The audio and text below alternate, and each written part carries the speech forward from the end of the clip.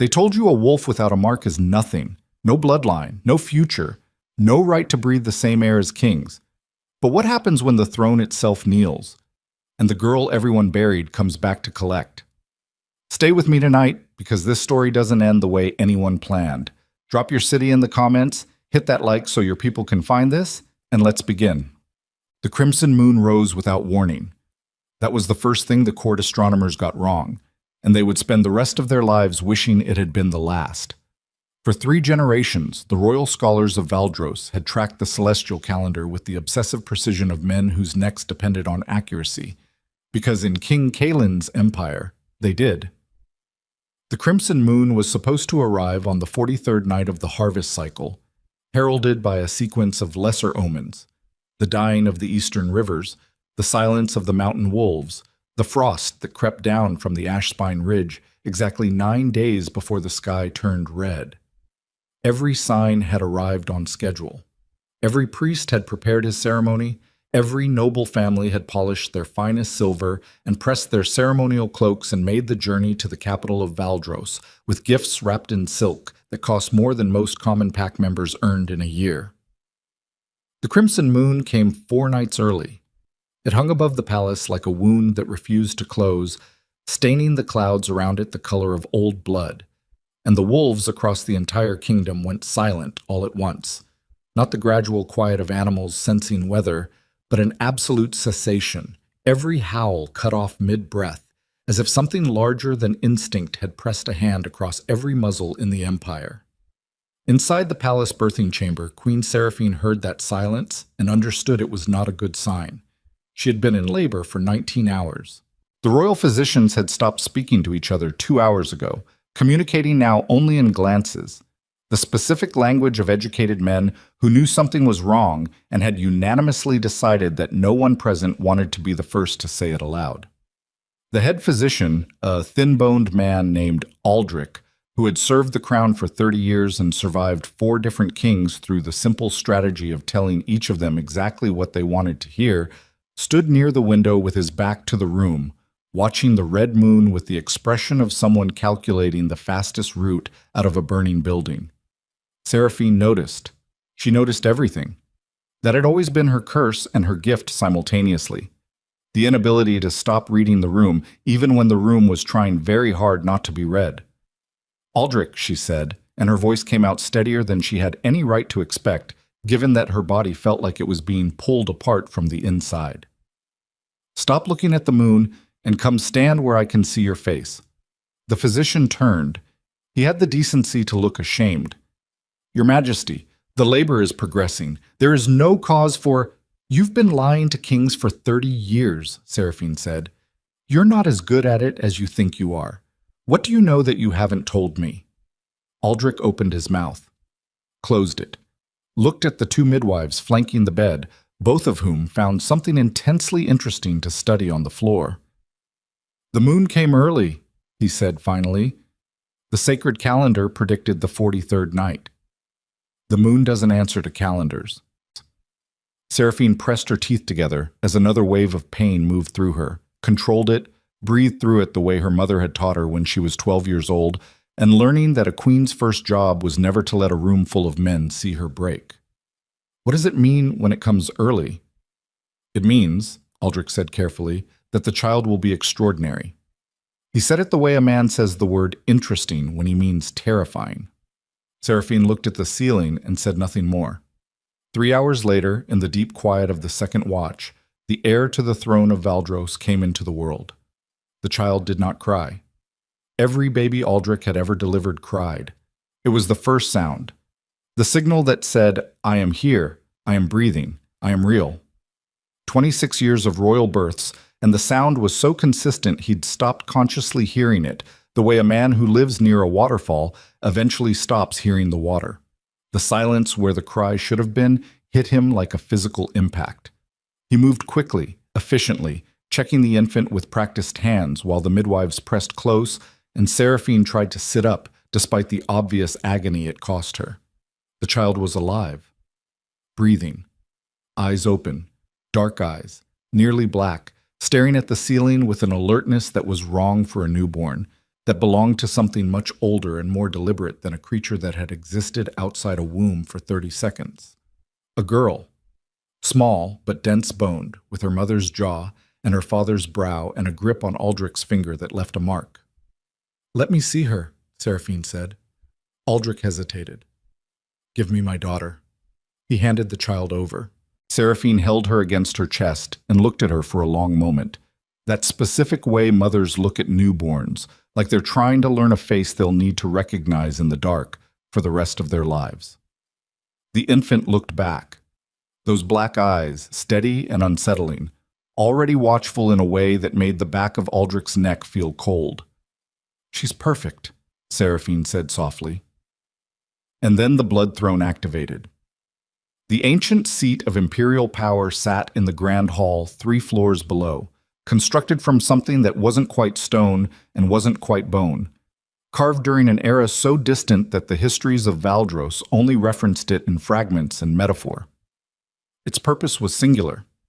When a royal heir was born, the throne responded, declared the nature of the child's wolf, announced to every alpha in the empire what kind of power had just entered the bloodline. Every ruler since the founding had received the same confirmation.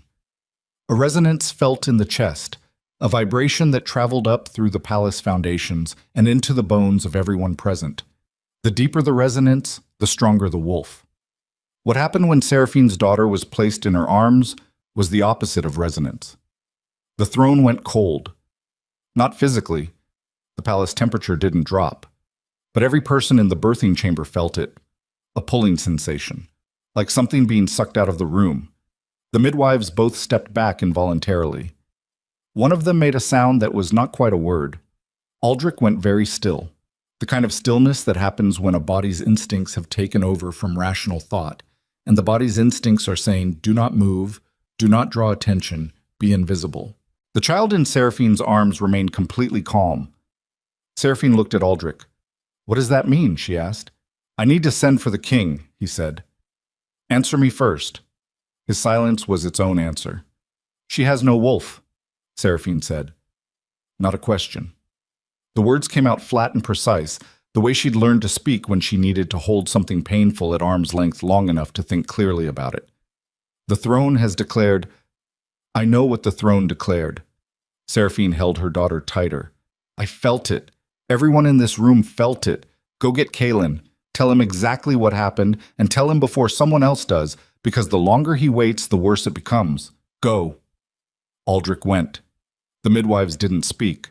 The room was very quiet. Outside, the crimson moon burned. Seraphine looked down at her daughter's face. The child had one small fist pressed against her own cheek, and those black eyes were still open, still watching everything with that unnerving focus. Not frightened, not confused, just present.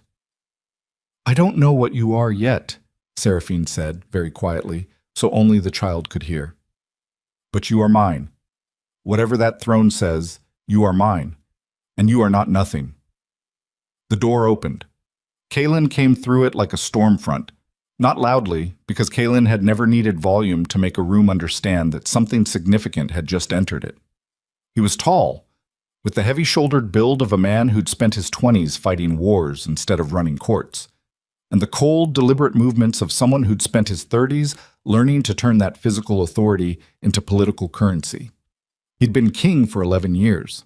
He'd made the empire 3 times larger than it was when he inherited it, and the method had been the same every time. Overwhelming force followed by ruthless administrative control, and the occasional strategic marriage to buy 10 years of peace with kingdoms he couldn't afford to fight twice. Seraphine had been one of those marriages. She had known it.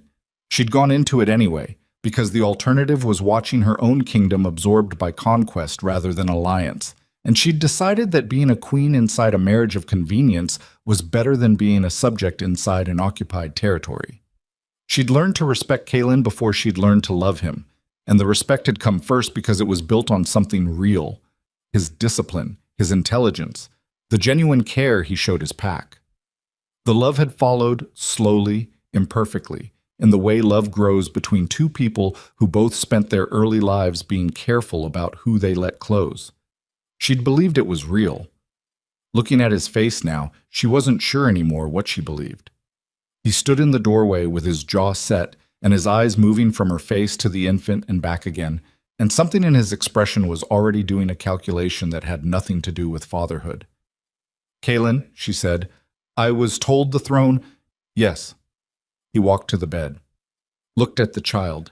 His face didn't change, which was the worst possible sign because Kaelin's face always changed when something mattered to him. A subtle thing, a tightening around the eyes, a slight shift in how he held his mouth.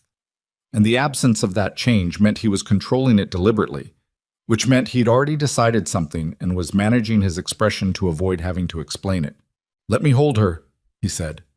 Seraphine hesitated for only a fraction of a second before handing the baby over. Kaelin held his daughter, looked at her for a long moment.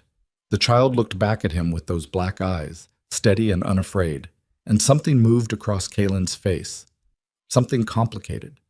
Something that might have been grief in a different life or a different man, but in him it moved through too fast and got replaced by the cold look she recognized from the war councils, the look he used when he was assessing a strategic liability.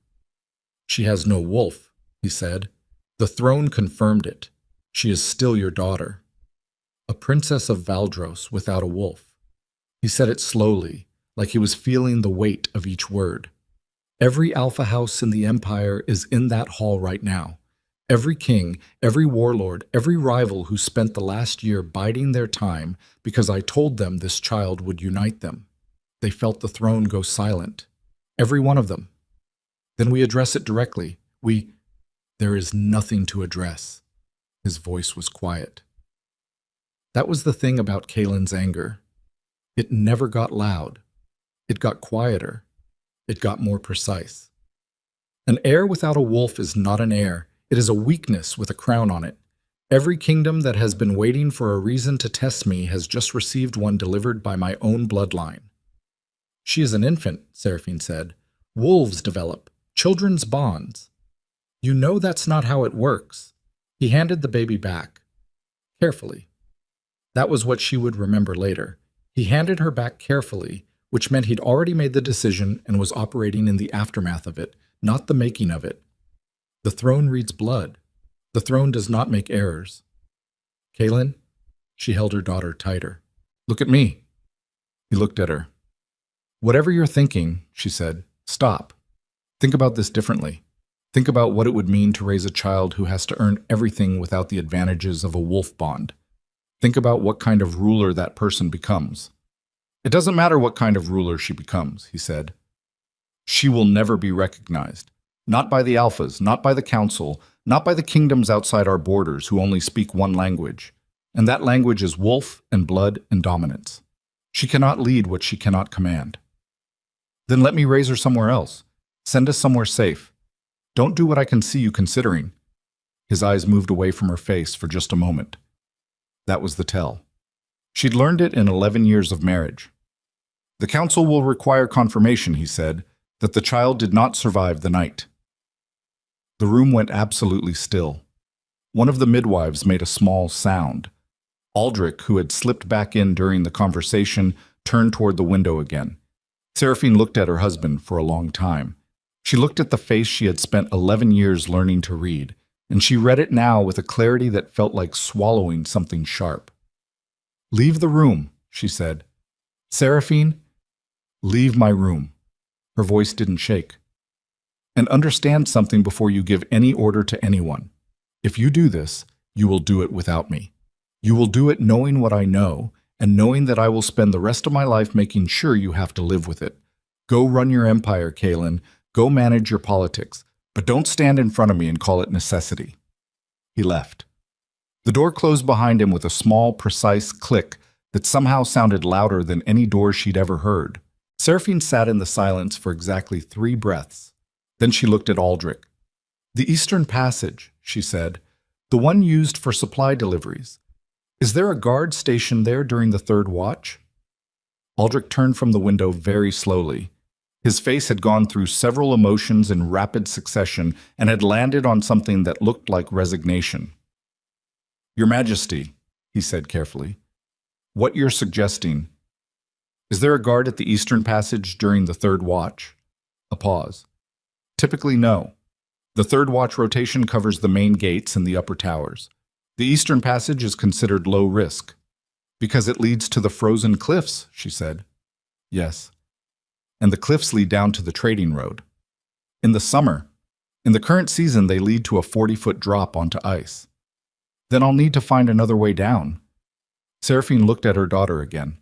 The infant had fallen asleep against her chest, small chest rising and falling with a steadiness that seemed almost aggressive in its normalcy, its refusal to understand what was happening around it. You didn't see me leave, she told Aldrich.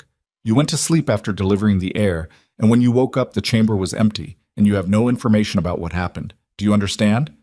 Aldrich was quiet for a long moment. The eastern passage, he said finally.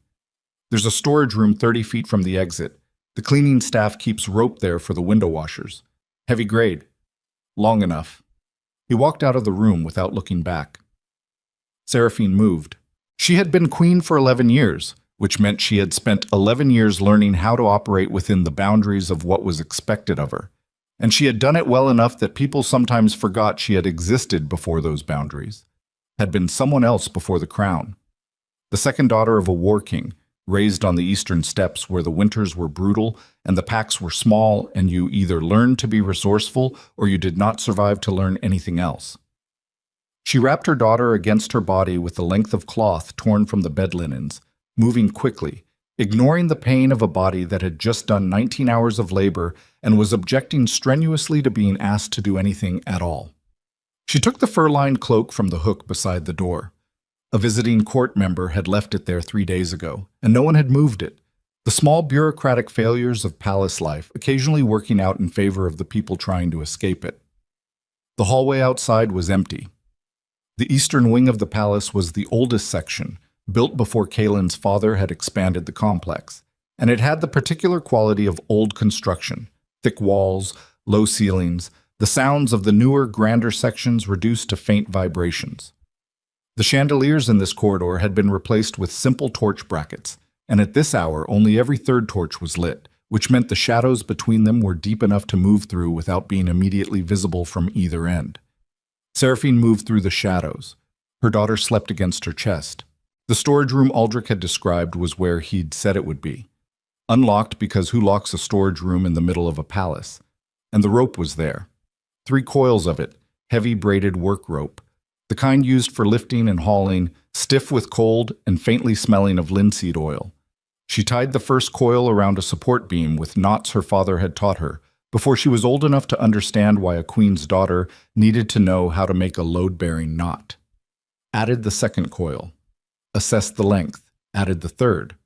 The window opened outward, the hinges stiff from the cold but silent. Someone had maintained this window recently, had kept the hinges oiled, and she chose not to think too hard about whether that was coincidence.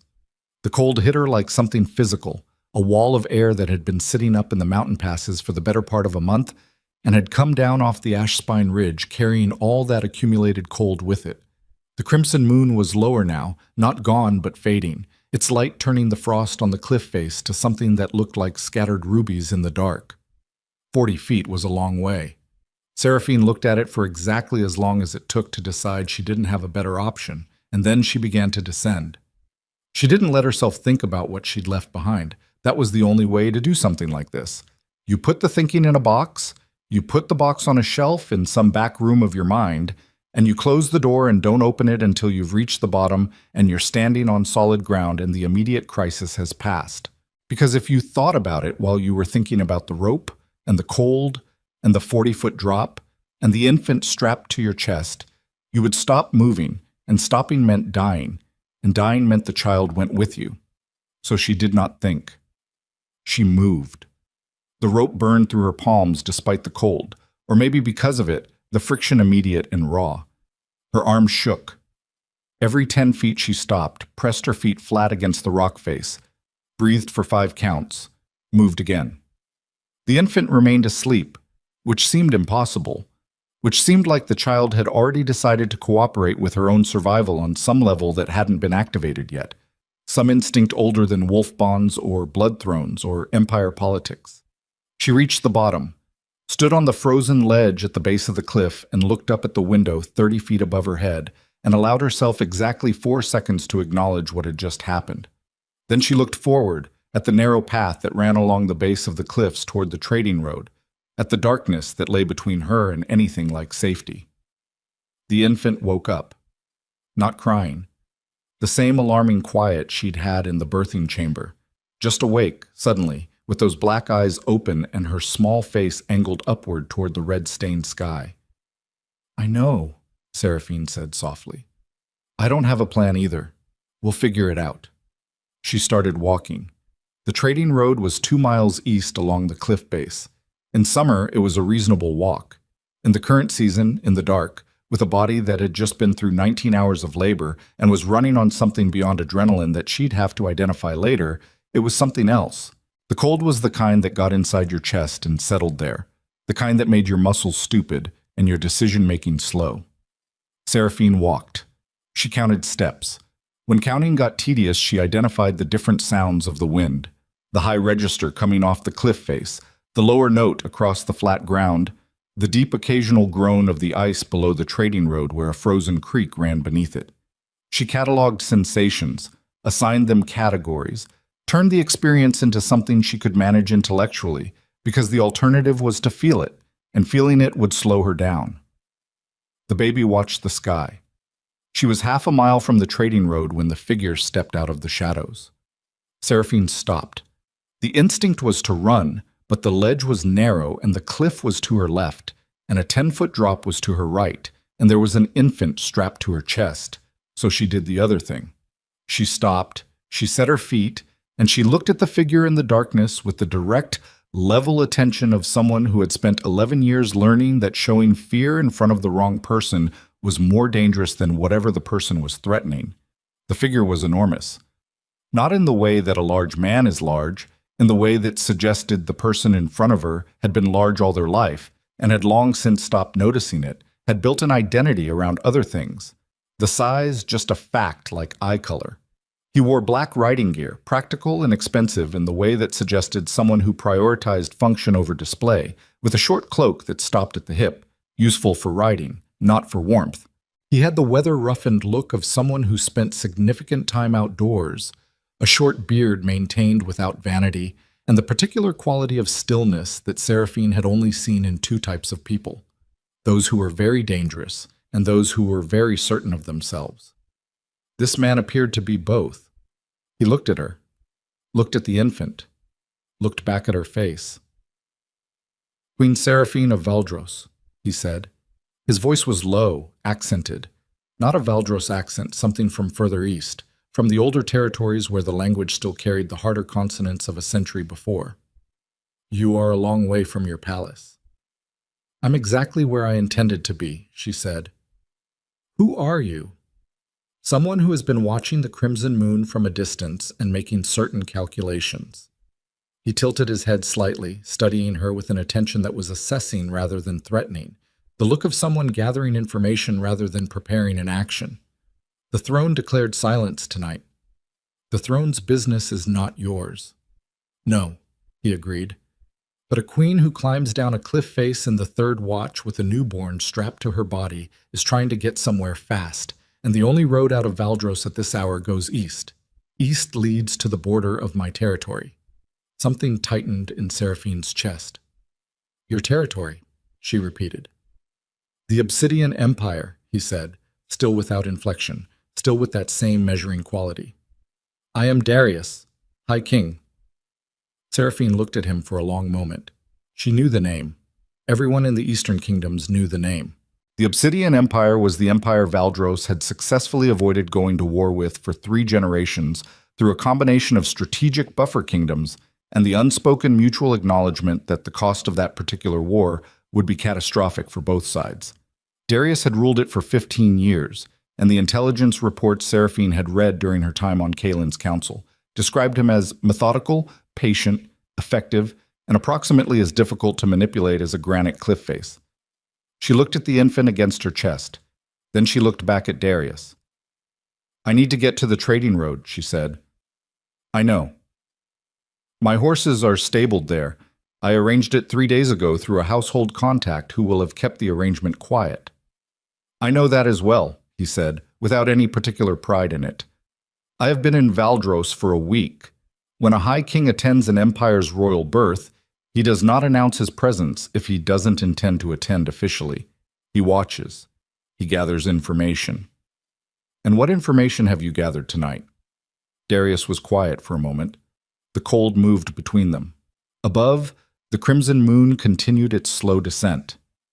That the king of Valdros has made a decision tonight that will define the next 20 years of this empire's history, he said finally. And that the most interesting person in this situation is not the king, and not the throne, and not the ancient bloodline declarations. His eyes moved to the infant. It's the child everyone has already decided doesn't matter. Seraphine said nothing. The throne declared silence, Darius continued. I was in the lower halls, I felt it. But I have studied the old texts longer than most kings study anything, and the silence of the blood throne is not always what it appears to be. There are 3 recorded instances in the histories of this continent of the throne going silent at a royal birth. Seraphine waited. In every case, he said, the child it silenced became something the empire had no category for. The throne could not name them because the throne's naming system was built for what had already existed. It had no language for what had not yet happened.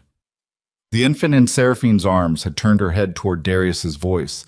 Those dark eyes had found his face in the darkness and had settled on it with the same unsettling focus she'd had in the birthing chamber, the same quality of attention that did not belong to something that had existed outside a womb for less than 4 hours. Darius looked at the child. Something changed in his expression, subtle, the way significant things often were in people who had learned to keep their significant reactions contained, a slight deepening of his attention, a quality of recognition that didn't make immediate sense given that he was looking at a newborn he had never met. What is her name? He asked. She hasn't been named yet. Seraphine paused. Kaelin declared her... She stopped, chose different words. The official naming was expected to follow the throne's declaration. Then she has no name yet? No. Darius looked at the child for another moment. Then he looked at Seraphine. Come to the trading road, he said. Your horses are there. Mine are there as well. We can discuss the rest on the road, out of the open. He turned without waiting for her agreement and began walking east, at a pace that was deliberately slow enough to accommodate someone who had just descended a cliff face and walked half a mile in a post-labor body. Seraphine stood still for exactly 2 breaths. Then she followed. They reached the trading road in silence. The horses were where she'd arranged them.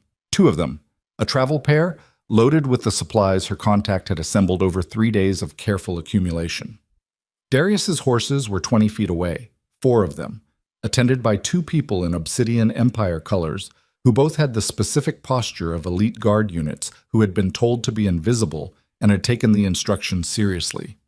Seraphine checked her own horses, checked the supplies, checked the sleeping baby against her chest.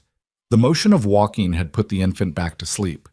She was grateful for it with the fierce, disproportionate gratitude that exhaustion makes possible. You said 3 recorded instances, she said, not looking at him. In the old texts? Yes. And in each instance, the child became something the empire had no category for. She turned to look at him. What happened to those children? Darius met her eyes. 2 of them were killed before their 5th year, he said, by the people closest to them, by the people who were most frightened of what they couldn't categorize. A beat. And the 3rd? Seraphine asked. The 3rd, Darius said, rebuilt everything that the first 2 empires destroyed. The night was very quiet around them. The crimson moon had nearly set, the last of its red light fading from the horizon, the sky returning to ordinary darkness. Somewhere on the road behind them, distant but not as distant as she'd have preferred, she could hear the sound of horses moving at speed from the direction of the palace. Kaelin had moved faster than she'd expected. Or someone had. Darius heard it too. He turned toward the sound without urgency and then turned back to her. My empire's border is 7 hours east, he said. If we move now, at the pace my horses can sustain, we cross before pursuit catches up. And if we don't move now? Then, in approximately 20 minutes, the horses behind us arrive at this road, and the decision gets made for you by people who have already made their decision about your daughter." Seraphine looked east, looked at the darkness that led to the border of the Obsidian Empire, to a territory she had read about in intelligence reports but never visited, to a future she could not predict with any of the tools she'd spent 11 years developing. She looked at her daughter's sleeping face. "She needs a name," she said. "Yes," Darius agreed. Behind them, the sound of hoofbeats was getting closer. "Naira," Seraphine said. It came from somewhere she didn't examine too carefully. Some place where decisions lived before they became conscious thought, before they became words. "Her name is Naira," she said it firmly, like a door being closed against something that would not open it again. Darius nodded once. "Naira," he said. "Then let's go." They rode east into the dark, away from the red moon's dying light, as the sound of Kalen's riders reached the trading road and the head of the royal guard pulled his horse up short and stared at the empty stretch of road ahead and the hoofprints in the frost that led east toward a border he was not authorized to cross. Behind the pursuing guard, at the edge of the trading road, a piece of the shadow moved. It had been watching. It had been watching from the moment Seraphine descended the cliff. It moved back into the darkness without making a sound, and the guard never knew it had been there, and nobody who mattered would know about it until 20 years later, when a woman with black eyes walked into the center of a burning war, and the shadow recognized her and finally understood what it had been watching for. But that story was still 20 years away. For now there was only the road east, and the cold, and a newborn named Naira, who slept against her mother's chest with an absolute, inexplicable peace, as if she already knew, in whatever language existed below thought and word and wolf bond, that she was going somewhere she would survive, as if she had already decided to. Us. The Empire buried her before she drew her second breath, but the Empire made one mistake. It didn't check whether she was actually dead. 20 years later, Naira will walk back through Valdros's gates not as a ghost, not as a refugee, and not as a supplicant. She walks back as something the Blood Throne has no name for. And King Kalen, who traded his daughter for political survival, is about to discover what it costs to make that kind of bargain with someone who learned to collect debts. The border crossing happened without ceremony. No torches, no declarations, no moment where the earth beneath the horses changed texture or the sky shifted color to mark the difference between one empire and another. There was only the frost-covered road and the dark, and the sound of 7 horses moving east at a pace that was fast enough to matter and controlled enough not to destroy the animals doing the work. Naira slept through all of it. Seraphine rode with the child against her chest, one arm underneath to support the weight, the other hand on the reins, her body operating on a kind of automatic competence that she'd stopped questioning 2 hours ago. The pain was still there. The deep muscular exhaustion of a body that had been pushed past its capacity and was now being pushed further. But it had moved to a distance, the way serious pain sometimes did when there was no viable option to stop and address it. She cataloged it. She noted its location and its nature, and she filed it under deal with later and kept writing. Darius rode beside her. He had not spoken since the trading road, which she'd expected.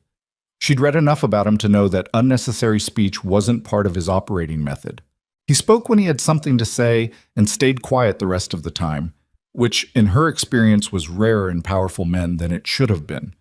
Most of the men she'd known who held significant power had understood very early that silence could be misread as weakness, and so they filled it constantly, maintained a continuous stream of assertion and declaration to prevent any gap in which someone might conclude they weren't necessary. Darius did not appear to share this anxiety. She found it either reassuring or deeply unsettling, and she hadn't decided which yet.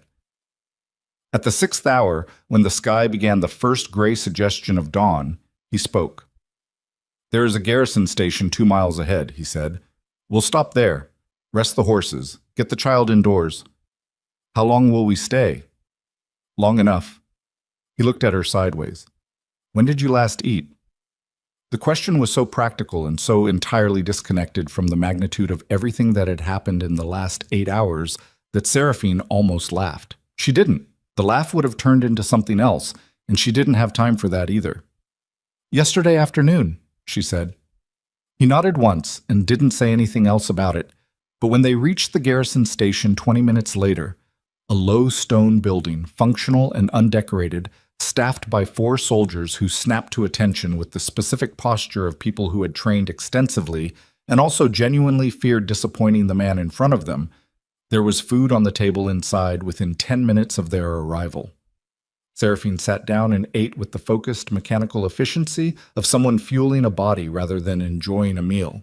Naira woke briefly, assessed her surroundings with those unnerving black eyes, and went back to sleep. One of the garrison staff, a young woman, maybe 20, with the quick-eyed competence of someone who'd worked her way up from nothing, brought a length of warmer cloth without being asked and stood at a respectful distance until Seraphine looked up and nodded, then helped adjust the wrapping without comment or ceremony. Darius stood near the door with a cup of something hot and watched all of this. "You're not eating," Seraphine said. "I ate before I left the palace district." "You anticipated a long night." "I anticipated several possible versions of this night," he said. "I planned for the most complicated one." Seraphine looked at him over the rim of her cup. "What were the other versions?" "One where you didn't make it to the Eastern Passage. One where you made it to the passage, but the physician didn't tell you about the rope." He paused. "One where you decided to stay and fight it from inside." "That version didn't survive contact with Kaylin's face," she said. "No," Darius agreed. "I suspected it wouldn't, but I didn't know you well enough to be certain." "You don't know me at all." "I know what I've observed," he said, "over the last week, and tonight. That's a reasonable starting point." Seraphine put down her cup. She looked at him directly, the way she'd learned to look at powerful men when she needed them to understand she was not performing deference, that whatever accommodation she offered was a choice, not a concession. "What do you want?" she asked. Not the diplomatic version, the actual answer. Darius was quiet for a moment. He looked at the infant sleeping against her. "I want to raise that child," he said. The room was very still.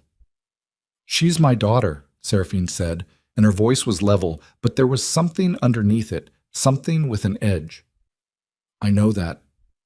"Then explain what you just said more carefully." "I mean that I want to take her into the Obsidian Empire, raise her as my own heir, give her the training and the resources and the political protection she will need, because what she is going to become is going to require all 3, and the Obsidian Empire is the only place on this continent where what she is will be treated as an asset rather than a liability." He paused. "You would come with her. You would have a place in my court. You would be involved." "Involved," Seraphine repeated. "I understand that's not the word you wanted." "It's not the word that covers a mother raising her own child, no." Darius set down his cup and turned to face her fully. There was something in his expression that wasn't quite discomfort, but was in the neighborhood. The look of someone who was accustomed to having conversations about strategy and logistics and was discovering that this particular conversation required a different set of tools. "Here's what I know," he said. "Kaylin will not stop looking. Not because he wants the child. He has already made his decision about the child. He will look because you left. Because a queen who walks out of a palace alive becomes a story. And stories about kings who condemn their own daughters are the kind of stories that follow an empire for generations. He needs you gone, or he needs you silent, and the only way he can guarantee silence is to find you." "I know that." "Then you know that staying anywhere Valdros has reach is not an option. You know that the only empire with both the power and the inclination to refuse Kaylin's reach is the one I represent."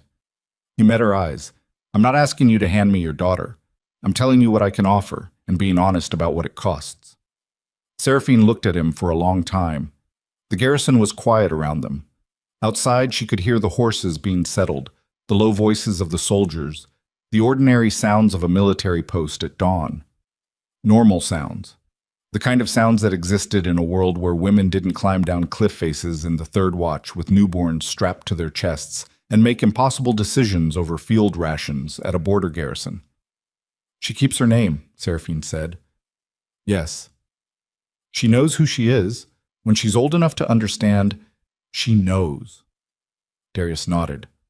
"I would not take that from her." "You would train her." "Everything I know," he said. It was simple and it sounded true. Every skill, every strategy, every lesson about what it means to hold power without being consumed by it. She will have the education of a high king's heir. Seraphine looked at her daughter's sleeping face. 20 years, she thought. That's what this is. A 20-year plan delivered by a man who planned for multiple versions of last night and showed up anyway, alone, at a cliff base in the dark. Not a rescue. Something more deliberate than that. Something that had been considering this moment from a distance for longer than one night. She should be more suspicious of that. She was suspicious of it. But suspicion and the right answer were not always the same thing. If you ever use her, Seraphine said quietly, if the day comes when it's clear you raised her for your own ends, for your own empire's advantage, and not because you believed in what she could become, you'll know, Darius said. Yes, she said. I will. She looked up at him. Her wolf will come, she said. It wasn't a question. I believe so, he said. Not in the way the Blood Throne expected, not in any way the Valdros court has a name for. But yes, I believe it will come. Seraphine was quiet for a moment. All right, she said. That was all she said.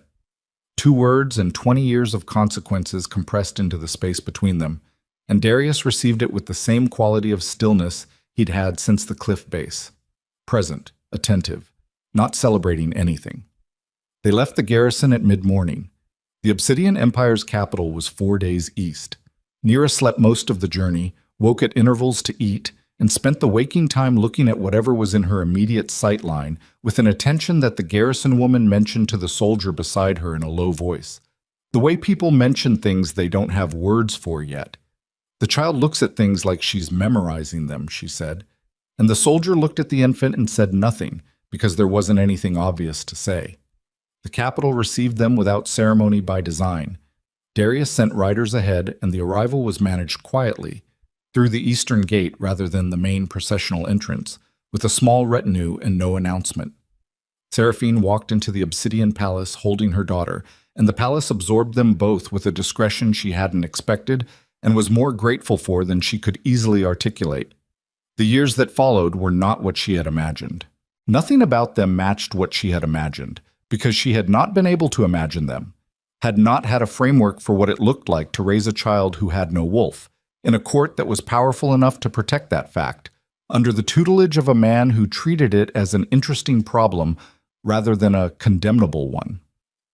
The Obsidian Empire's court was different from Valdros in ways she kept discovering for years. Quieter in its power, less performative, more interested in results than displays of authority. The generals here were not the kind of men who shouted. They were the kind of men who said something once in a certain tone of voice, and rooms rearranged themselves. Nira grew up watching that. She was 3 when she first walked into a training courtyard and wouldn't leave. 4 when she dismantled the argument of a court strategist twice her age by pointing out the logical gap in his supply chain projection with the calm confidence of someone who had not yet learned that she was supposed to be uncertain about her own intelligence. 6 when Darius began teaching her directly, starting with strategy, then moving to history, then to the physical disciplines, the combat forms, the tracking, the survival skills that had nothing to do with wolf instincts and everything to do with reading terrain and understanding the physics of force. She was a fast learner in the way that truly fast learners are fast, not just absorbing information quickly, but doing something to it, metabolizing it, connecting it to other information, and producing something new on the other side. Darius noticed. He didn't say much about it. He adjusted the complexity of what he was teaching and kept going. Seraphine watched. She was present. She was involved, that insufficient word, in the way of a woman who had remade herself inside a difficult situation and found that the self she'd remade was quieter and more durable than the self she'd started with. She healed. She learned the Obsidian Empire's court. She built relationships carefully, the way she built everything, and within 5 years she had a place in the court that had nothing to do with being Darius's guest and everything to do with what she contributed. She never stopped watching the news from Valdros. Neither did Darius. The news was what they'd expected, and worse than they'd expected simultaneously. Kalen had managed the narrative. The infant had not survived the night. That was the official story, and nobody in Valdros's court had any reason to contradict it loudly enough to matter. Lady Varella's child was born 4 months later, a girl, Celine, with a strong wolf bond and Varella's precise understanding of how to turn proximity to power into power itself. Celine was declared heir within the year. The empire continued. Naira turned 7, 8, 9. At 10, she could track a man across 4 miles of forested terrain and tell you his weight, his gait pattern, and whether he was carrying anything heavy on his left side. At 12, she defeated 3 senior training partners in a single session without a wolf shift. Pure technique, pure reading of how bodies move when they're tired versus when they're cautious versus when they've decided they've already won. At 14, Darius brought her into a war council meeting and said nothing, just sat her at the edge of the room and watched. She didn't speak. She listened for 3 hours, and then, when the council had reached an impasse over a supply route conflict, she said, quietly, from the edge of the room, "The Northern Pass isn't the problem. The problem is the contract with the Ashvale traders, which your Eastern Quartermaster renegotiated 8 months ago without full council awareness. The numbers you're working from are outdated by approximately 15%. The room was very quiet. The Eastern Quartermaster opened his mouth. "I can show you the discrepancy," Naira said, still quietly, still without aggression, just with the flat certainty of someone who has done the arithmetic and is waiting for everyone else to catch up. Darius looked at his quartermaster. The quartermaster closed his mouth. After the council, Darius walked with Naira through the corridor outside the chamber, and she walked beside him with her hands behind her back and her face angled slightly down the way she did when she was processing something rather than performing composure. "They resented it," she said. "Yes," he said, "because I was right. Because you were right, and they didn't know you were in the room, and their first instinct when they were surprised was to resent the source rather than evaluate the information." He glanced at her. "What did you learn from that?" She was quiet for a moment. "That being right isn't enough," she said. "You have to be right in a way that gives people somewhere to put their dignity." Darius said nothing for a beat. "That took me until I was 30 to understand," he said. "I had better teachers," she said without inflection, and he made a sound that in a less controlled man would have been a laugh. She was 16 when the first real test came. A border incursion.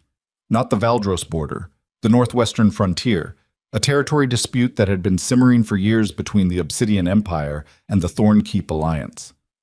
300 armed men, a disputed valley, a garrison that was undersupplied and outnumbered. Darius sent his second general with 2,000 soldiers and expected a resolution within 10 days. Naira was at the training grounds when the messenger arrived with the reassignment orders. She read the orders, read the tactical brief, looked at the map for approximately 45 seconds. Then she went to find Darius. He was in the strategy room with his first general and 2 advisors. She came through the door without knocking, which she only did when something was urgent, and he looked up and read her face and said to the room, "Give us a moment." The room emptied. "The valley approach is wrong," she said. She put the tactical brief on the table and pointed. "Thornkeep is going to expect a southern advance because that's how the Empire has resolved every border dispute in this region for 60 years. They will have reinforced the southern approach already. The garrison in the valley thinks its primary vulnerability is the eastern ridge, but the eastern ridge is a distraction. The actual line of attack is going to come through the ice shelf on the northern face, which looks impassable but isn't, not in the current seasonal conditions." Darius looked at the map. "The ice shelf crossing takes 6 hours, he said, in standard conditions. In current conditions, with the temperature drop from last week, the upper shelf is stable. It takes 4 hours.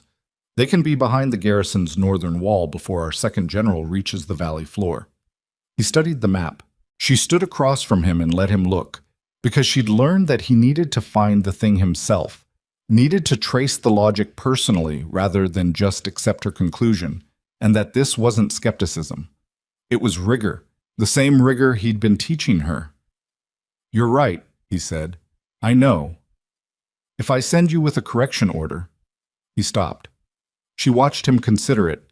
She watched him weigh it the way he weighed everything, thoroughly, without rushing, without the kind of ego that made powerful men refuse to be corrected by someone smaller than them. "Send me," she said. He looked up at her. "Not instead of the second general," she said. "With him, as a strategic attaché. I'm not asking for command. I'm asking to be in the room where the correction gets made, because corrections sent by messenger arrive after the mistake has already happened." Darius studied her for a long moment. This was the thing she both respected and found quietly maddening about him. He never said yes or no immediately to anything significant. He took the time that the decision required, which was the right method, which also meant she had learned to wait without showing that she was waiting. "You understand," he said carefully, "that if I send you, some of what happens out there will be beyond my ability to protect you from." "I know." "The second general is a good commander. He will not enjoy being corrected by a 16-year-old girl without a wolf. He won't have to enjoy it. He'll just have to consider it." Another pause. "Take 2 of my personal guard," he said. "You travel with the dispatch unit. You're there in an advisory capacity, and the second general retains full command authority." "Understood." "Naira." His voice shifted slightly, the shift she'd learned to recognize over 12 years, the one that meant he was going to say something he considered important. "Whatever happens out there, whatever you see, stay within the bounds of what I've given you. Don't overreach." She looked at him. "I'm not going out there to prove something," she said. "I'm going out there because the garrison is going to get hit from a direction they're not watching, and nobody else in this room has figured that out yet." He held her gaze. "I know," he said. "That's exactly what concerns me." She left the next morning. The incursion resolved in 6 days instead of 10. The northern face held. The second general, a solid, methodical man named Carrick, who had indeed not enjoyed being corrected by a 16-year-old, but had also, to his credit, evaluated the correction on its merits rather than its source, sent a dispatch back that was officially an operational report and unofficially an acknowledgement that he had been wrong about the northern face and the advisory attaché had been right. Darius read the dispatch in the strategy room and filed it without comment. Seraphine read it that evening. She set it down and was quiet for a moment in the way she was quiet when something affected her that she didn't want to perform in front of anyone. "She's going back," she said. Darius looked up from the correspondence he was reviewing. "To Valdros," Seraphine said. "Not now, but eventually. I've known since she was 14, since the council meeting. That's where this is going." "Yes," he said. "Are you going to stop her?" He considered the question with genuine seriousness. "No," he said. Seraphine nodded slowly. "Then we have some time left," she said.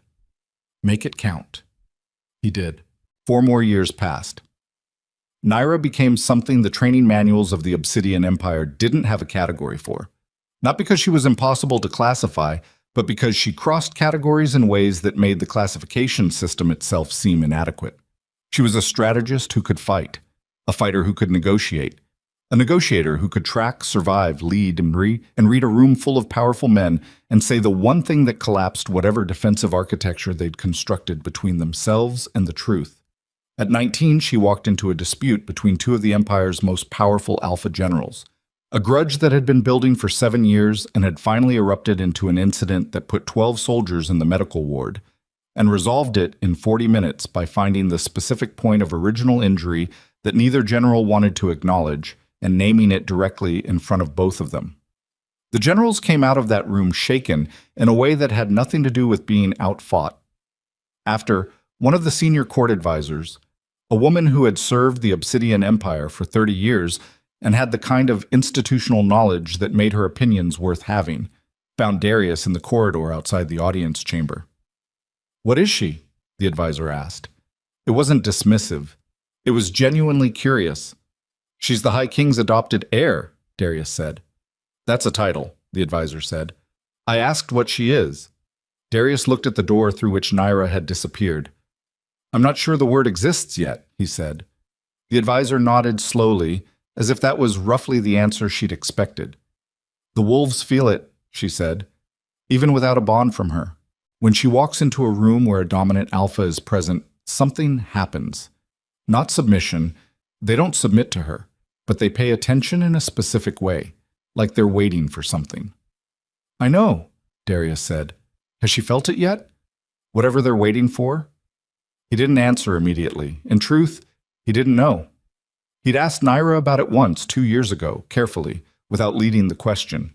She'd been quiet for a long moment and then said, "Something's there. It's not nothing, but I don't know what it is yet, and I'm not going to pretend I do." And then she'd moved on to the next thing, the way she moved on from everything that didn't have an immediate actionable answer, not avoidance, just the pragmatic refusal to spend energy on questions that weren't ready to be answered yet. It was exactly what he would have said. He'd never told her that. The news from Valdros arrived on a Thursday, carried by a merchant contact who moved between empires and owed Darius the kind of favor that couldn't be paid off in currency. The report was thorough. Valdros was deteriorating, not dramatically, not the sudden collapse of a kingdom hit by war, but the slow, internal kind of deterioration that happened when the structure at the top was hollow. Kalen was still king, still capable, but Varella's influence had expanded significantly over the last decade, and with it had come the particular corruption of a court organized around a woman whose primary skill was managing proximity to power rather than exercising any of her own. Celine, now 20 and established as heir, had inherited her mother's precision and added something colder to it, a particular talent for cruelty that was never quite explicit, never quite prosecutable, but that the weaker packs in Valdros's territory had been experiencing with increasing frequency. The merchant contact's report included a detail almost buried in the operational specifics, a sentence near the end about pack complaints from the northern territories and the council's systematic failure to address them. Nira read the report. She read it twice. Standing in the doorway of Darius's strategy room in the early morning, the light still gray, one hand on the doorframe. When she finished, she set it down on the table. She didn't say anything for a long time. Darius watched her. "How long have you been getting these?" she asked. "Since you were 3, he said. She looked at him. "I would have read them," she said. There was no accusation in it. She was just being precise. "I know. I waited until I thought you were ready to read them without reacting to them." "And now?" "Now," he said carefully. "I think the question of what you do with the information in that report is a question that belongs to you, not to me." She was quiet again. The gray morning light made the shadows in the room specific and deep. Outside, somewhere in the lower courtyard, a training session was already in progress. The distant rhythmic sounds of combat forms, bodies moving through the repetitions that made the movements automatic. "The northern packs," she said. "Yes. They have no one." "No." She looked at the report. At the specific sentence near the end, the one about complaints and systematic failures, and the weaker packs who had no mechanism to make their grievances heard. She picked the report back up and read that sentence again. Something crossed her face. Not anger, not the hot reactive kind. Something older and colder and more deliberate. The specific emotion that forms when the abstract becomes concrete, when the thing you've known intellectually suddenly exists in specific detail. "I need to go there," she said. Darius said nothing. "Not yet," she said. "Not today. But I need to go there. And I need to see it for myself because a report is a report, and I need to know what the actual conditions are. I need to understand the scale of what's happening before I understand what the right response to it is." She looked at him. "Are you going to tell me it's too dangerous?" "No," he said. "Good." She set the report down again. "Because I was going to go anyway." The words landed in the room without drama, without the performance of defiance that a younger version of herself might have wrapped around them. It was just a fact she was sharing with him in advance, the way you share information with someone whose awareness of your plans matters, and whose objection you would hear and consider, and then overrule if you concluded it was wrong. Darius looked at her for a long moment. This was the woman standing in his doorway at 20 years old with her father's report in her hand and her mother's jaw set, and something in her eyes that had no name in any language he'd ever learned. Not in the Obsidian Empire's tongue, not in Valdros's formal dialect, not in the older languages he'd studied in the texts that predated every current dynasty. Whatever she was about to go find out, and nothing in the Valdros court was ready for it. 2 weeks, he said. Let me send you in properly. Cover story, documents, a route that keeps you off the main roads where recognition is possible. She nodded. And Naira? He waited until she looked at him. Your mother needs to know before you leave. A slight pause. Something moved in her expression. Complicated, the specific texture of a relationship that had 19 years of love and loss and unspoken things compressed into it. The kind of relationship that was too honest for performance and too complicated for easy summary. I know, she said. She walked out. In the corridor outside the strategy room, she stopped for a moment, her back against the stone wall, and looked at the ceiling. Breathed once, slowly, the controlled breath she'd learned at 14 from a combat instructor who said that the space between one breath and the next was where decisions actually happened. Valdros, the kingdom that had declared her dead before dawn. She was going back, not to present herself, not to claim anything, not yet. She was going back as a traveler, anonymous, to see with her own eyes what had been done to the packs that her father's political survival had left unprotected. She pushed off the wall. She had work to do. 2 weeks later, under a cover name and a trader's documentation, Naira crossed the border into Valdros for the first time in her conscious life. And in the first town she entered, she watched a royal enforcer from the palace beat a pack elder into the ground for the crime of filing a complaint through the wrong administrative channel, while the crowd around her stood absolutely silent, in the particular silence of people who had learned that intervention cost more than they could afford to pay. Nobody moved. Nobody said anything. Naira stood in the crowd with her hands at her sides and her face still and watched the enforcer and cataloged everything. His technique, his rank insignia, the deference the two men flanking him showed, the way the crowd was positioned, the exits, the nearest structures with advantageous sightlines, the distance between herself and the enforcer, and the distance between the enforcer and the elder on the ground. She was one motion away from acting. She held still, not from fear. From the specific discipline of a 20-year-old who had been trained by a high king to understand that a single act of intervention in a single town square resolved one incident and endangered everything else. That the correct response to systematic injustice was not a moment of righteous action, but a systematic answer, and that she had not yet built what she needed to build in order to deliver one. The enforcer finished. Left. His two shadows followed. The crowd exhaled collectively. Naira walked to the elder on the ground and crouched down beside him. "Can you stand?" she asked. He looked at her. Old eyes, the kind that had seen too much and kept seeing it anyway. "Who are you?" he asked. "A traveler," she said. He looked at her for a long moment with those old eyes, and something in them changed, a slight shift, the way eyes shift when they recognize something they weren't expecting and don't have a word for yet. "You're no traveler," he said. "Today I am," she said. "Let me help you up."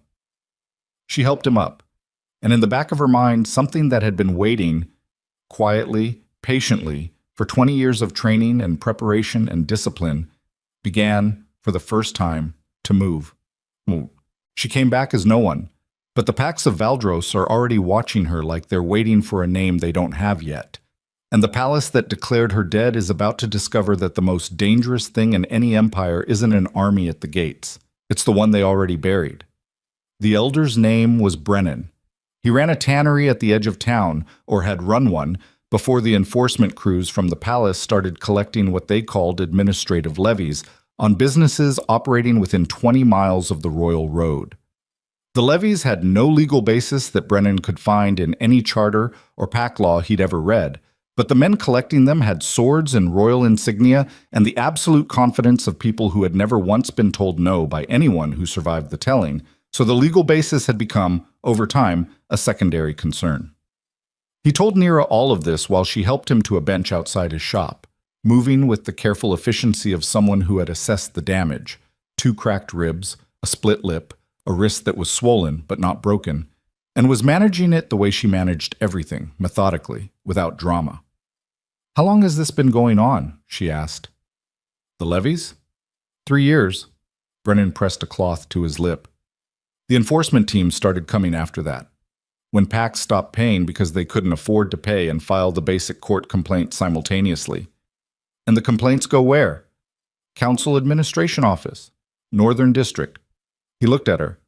Which is managed by a court appointee who was selected by Lady Varella's administrative secretary, so you can work out for yourself how far the complaints travel. Nira was quiet for a moment. Around them, the town had returned to its ordinary rhythms with the specific speed of a place that had learned to resume normalcy quickly after incidents, the way skin closes over a cut. Not because the injury wasn't real, but because stopping to examine it for too long had costs that nobody here could absorb. The elder I should talk to, she said, if I wanted to understand the full scope of what's happening in the Northern Territories. Who is that? Brennan looked at her sideways. You're asking a lot of questions for a traveler. I know. Travelers don't usually crouch down in a street and help pack elders off the ground. They move on. It's safer. I know that too, she said. He studied her for a long moment. Those old eyes, doing the thing they'd done when he first looked at her from the ground. That assessment, that searching quality, looking for something he didn't have a name for. There's a woman, he said finally. Marin. She runs the Northern Pack Council, or what's left of it. She's been documenting everything for 2 years. The levies, the enforcement incidents, the pack members who've disappeared into palace detention without formal charges. She has records. He paused. She's also been trying to get those records to someone outside Valdros who has both the interest and the capacity to act on them, and she hasn't found that person yet. Nera looked at him. Where is she? 4 miles north. Settlement called Greyvale. Another pause. You should know that the palace has been watching Marin for 6 months. There are 2 informants in Greyvale. She knows about one of them. She doesn't know about the other. How do you know? Brennan smiled, which reopened his split lip, and he pressed the cloth back against it without seeming to care. Because the second informant, he said, used to bring his boots to my shop. Naira rode to Greyvale. She found Marin exactly where Brennan's directions put her, in a low stone building at the settlement's northern edge that served as both a meeting hall and, evidently, an organizational nerve center for people who had decided that absorbing what was being done to them was no longer a viable option. The woman was perhaps 50, with the dense, practical build of someone who had spent decades doing physical work and the specific quality of attention that Naira recognized from Darius's senior advisors, the kind of attention that had been sharpened by years of operating in environments where missing details was expensive. She looked at Naira for approximately 5 seconds. Brennan sent you, she said. Yes. Come inside. The records were thorough. 2 years of documentation in Marin's precise handwriting, organized by date and incident type and pack affiliation, cross-referenced against the administrative decrees that had created the conditions for each incident. Reading them was not like reading a report. Reading them was like being shown, in specific and cumulative detail, what systematic extraction looked like from the inside. Not the dramatic, visible collapse of a kingdom, but the slow, grinding pressure of a system designed to take more than the packs beneath it could regenerate, year after year, until the margin between survival and failure became too thin to navigate. Nira read for an hour without speaking.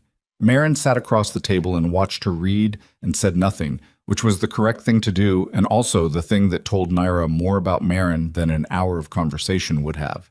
When Nira finished, she set the last record down and looked at the table for a moment. You need these outside Valdros, she said. Yes. And you need someone outside Valdros to receive them who can act on them. Not just file them. Act. Yes, Marin said again, and her voice was steady, but there was something underneath it, something that had been waiting a long time for this specific conversation and was being very careful not to press too hard in case it collapsed. I can get these out, Nira said. I have a route and I have contacts. Marin looked at her. Who are you? She asked. Not hostile, just direct. The question of someone who had learned that the wrong answer to this question had specific consequences. Someone who has reasons to want Valdros to be different than it is, Naira said. That's what I can tell you right now. A long pause. That's not enough, Marin said. I know. Nira met her eyes. But it's accurate. And accuracy is more useful than a cover story. Another pause, shorter. The records leave with you tonight, Marin said. Before the morning rotation of the informant I know about. Understood. There's one more thing. Marin reached into the stack of documents and pulled a single page from the bottom, set it on the table between them.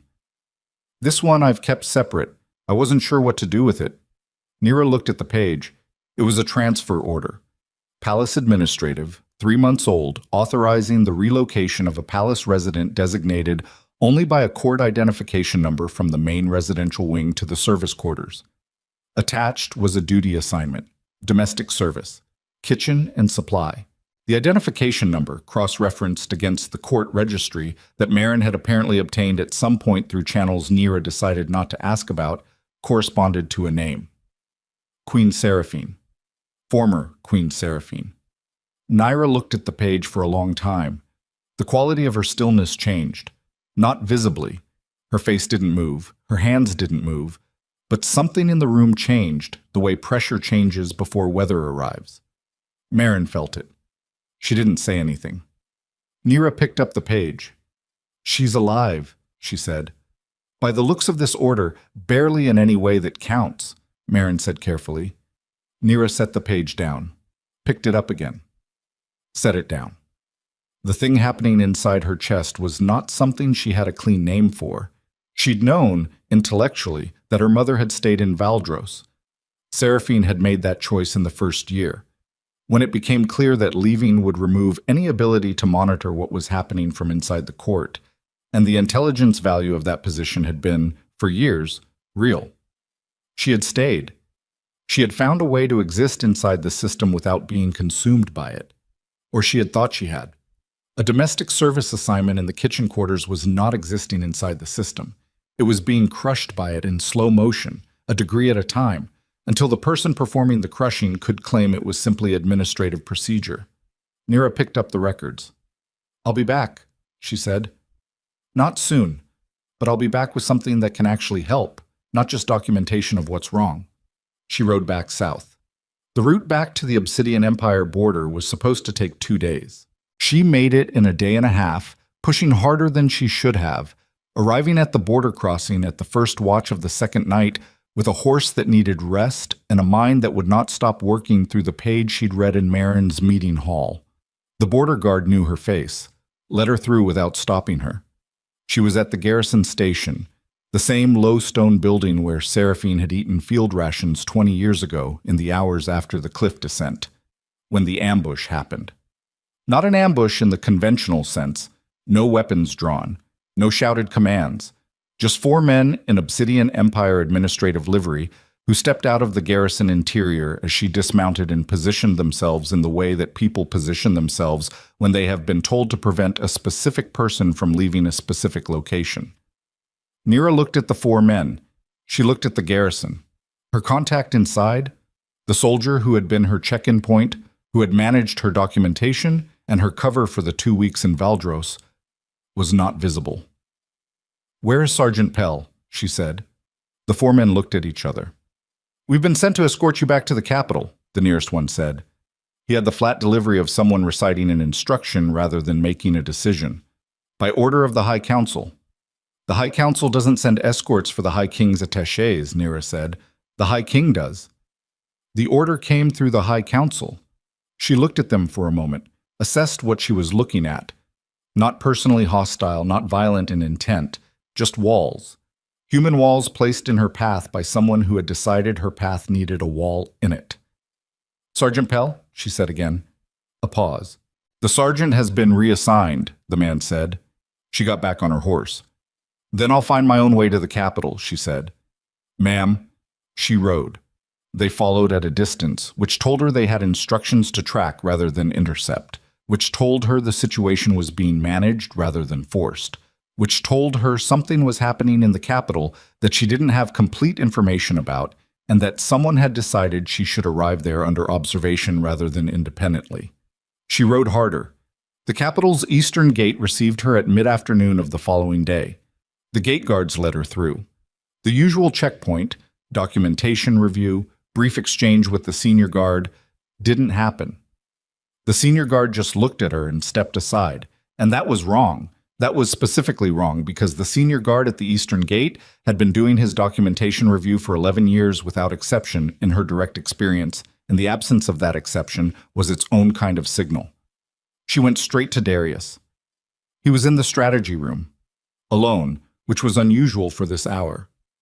He looked up when she came through the door, and something moved across his face.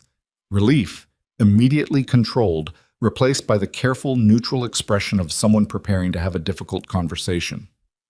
"Sit down," he said. "Tell me what happened," she said. She didn't sit. He looked at her for a moment. 3 days ago, he said, a delegation arrived from Valdros, official diplomatic envoy, led by Kalen's senior court advisor. He paused. They came with a proposal, a formal alliance treaty between Valdros and the Obsidian Empire, trade provisions, military cooperation agreements, border protections. And in exchange, Naira said. The pause before his answer was less than a second. She measured it. In exchange, he said, Valdros requested confirmation that the Obsidian Empire held no person or persons with a claim to the Valdros throne, that no such individual had been sheltered within our borders, and that no action had been or would be taken to support any challenge to the current Valdros succession. The room was very quiet. Naira looked at him. "What did you say?" she asked. Her voice was even. She was making it even, applying the specific discipline of a woman who had learned to control the machinery of her own reactions because she had decided a long time ago that the alternative was to be controlled by them instead. I told them I required time to review the treaty terms. And in that time, you sent the garrison order. A silence. I sent the garrison order, he said, because I needed to know where you were before I made any decision about anything. That's not the same as telling them no, she said. He didn't answer immediately. She looked at him across the strategy room, at the man who had stood at the base of a cliff in the dark and offered to raise her, who had spent 20 years teaching her everything he knew, who had called her daughter in the small moments and the large ones alike. And she looked at his face, and she read it the way she'd been reading it since she was old enough to understand that faces told you things that words were designed to conceal. What she read was not betrayal. It was something more complicated than betrayal. It was the expression of a man who was holding two things simultaneously that could not both be held without one of them breaking, and who had not yet decided which one to let go. That was almost worse. "Darius," she said, "look at me." He looked at her. "If you sign that treaty," she said, "you are not signing a trade agreement. You are signing a document that says what was done to me was legitimate, that I am what Kalen declared me, nothing, no one, a political inconvenience that was correctly disposed of." She felt the breath move through her chest, controlled it. "I understand what the Alliance offers you. I understand the strategic value. I am not asking you to choose me over the Empire's interests out of sentiment." "Then what are you asking?" "I'm asking you whether the Empire's interests actually require this, whether there is no other path that gets you the border protections and the trade provisions without handing Kalen a document that buries me officially and permanently." His silence was long. "He knows you're here," Darius said finally. "He has known for approximately 2 years. Kalen has known since a border merchant he controls spotted you at the garrison station on a previous intelligence run. He has been building toward this treaty as a vehicle to address you, specifically, formally, through diplomatic channels rather than force." He paused. "He is trying to make your disappearance legal." The thing that moved through her at that was not rage exactly. It was something colder and more structural than rage. The specific sensation of understanding the full shape of a situation you had been only partially seeing, the way a room looks different when someone turns on all the lights. "He's been patient," she said. 20 years, Darius said. "Yes." "He waited until I was old enough to be a genuine threat and then moved to neutralize the threat through a mechanism that doesn't require him to acknowledge I exist." "Yes." She looked at the table, at the map spread across it, the one that showed both empires and the border between them and the trading routes and the garrison positions, all the geography of the situation she was standing inside. "The delegation," she said. "Are they still in the capital?" They leave tomorrow morning. Then I have tonight. Naira? I'm not asking for permission, she said, and her voice was still even, still controlled, but there was something in it that was different from any conversation they'd had before. Something that had crossed a line she couldn't come back from, the line between a ward and an heir, between an adopted daughter receiving guidance and a woman who had decided that the guidance was advisory and the decisions were hers. I'm telling you what I'm going to do. I'm going to go find the Valdros delegation. I'm going to sit down with Kalen's senior court advisor, and I'm going to make it very clear that whatever treaty he has come here to negotiate has a complication he didn't account for. Darius was quiet. If you do that, he said, you remove the possibility of this being resolved quietly. Kalen will know he cannot neutralize you diplomatically. His next move will be force. Yes, she said. You're not ready for that. Not yet. The Northern Pacts trust you as a traveler. They don't know who you are. You have no formal standing anywhere. No, she said. Not yet. She looked at him. You taught me that power is not a thing you receive, she said. It's a thing you build, piece by piece, until the structure is solid enough to hold weight. You taught me that. A pause. I've been building for 20 years. The records I brought back from Valdros, the documentation of what's been done to the Northern Pacts, that's a piece. Marin and the network she's built, that's a piece. The contacts I've made on every intelligence run, the garrison officers who know my face, the merchant routes I understand better than most of Kalen's advisors, those are pieces. She held his gaze. I'm not walking into that meeting room tonight because I'm ready to go to war. I'm walking in because if I don't, Kalen signs a document through your hand that makes me disappear before I've finished building what I'm building, and I am not going to let him do that. Darius looked at her for a long time. The senior advisor, he said finally, is a man named Torvin. He has been with Kalen for 15 years. He is intelligent, careful, and completely loyal to the throne. That's useful to know, she said. He will recognize you, your face, your name. Kalen will have briefed him. I'm counting on it, she said. Darius was quiet for one more moment. Then he said, Room 4 in the East Diplomatic Wing. He'll be there until the 10th bell. She turned toward the door. Naira. She stopped. I was going to tell him no, he said. I want you to know that. I had not decided about the treaty, but I was going to tell him no. She stood with her back to him for a moment. I know, she said. She wasn't completely sure that was true, but she said it anyway because he deserved to hear it, and because the alternative, the version of this moment where she walked out carrying the weight of his potential betrayal alongside everything else, was a version she chose not to live inside if there was any other option. She walked out. Torvin was in room 4, exactly where Darius had said he'd be. A man in his mid-50s, gray-templed, dressed in Valdros court formal, with the understated precision of someone who understood that clothing was a communication and had decided his communication was competent and controlled. He was reviewing documents at the writing desk and looked up when she entered. He had the door open for approximately 1 second before he understood who he was looking at. She watched it happen.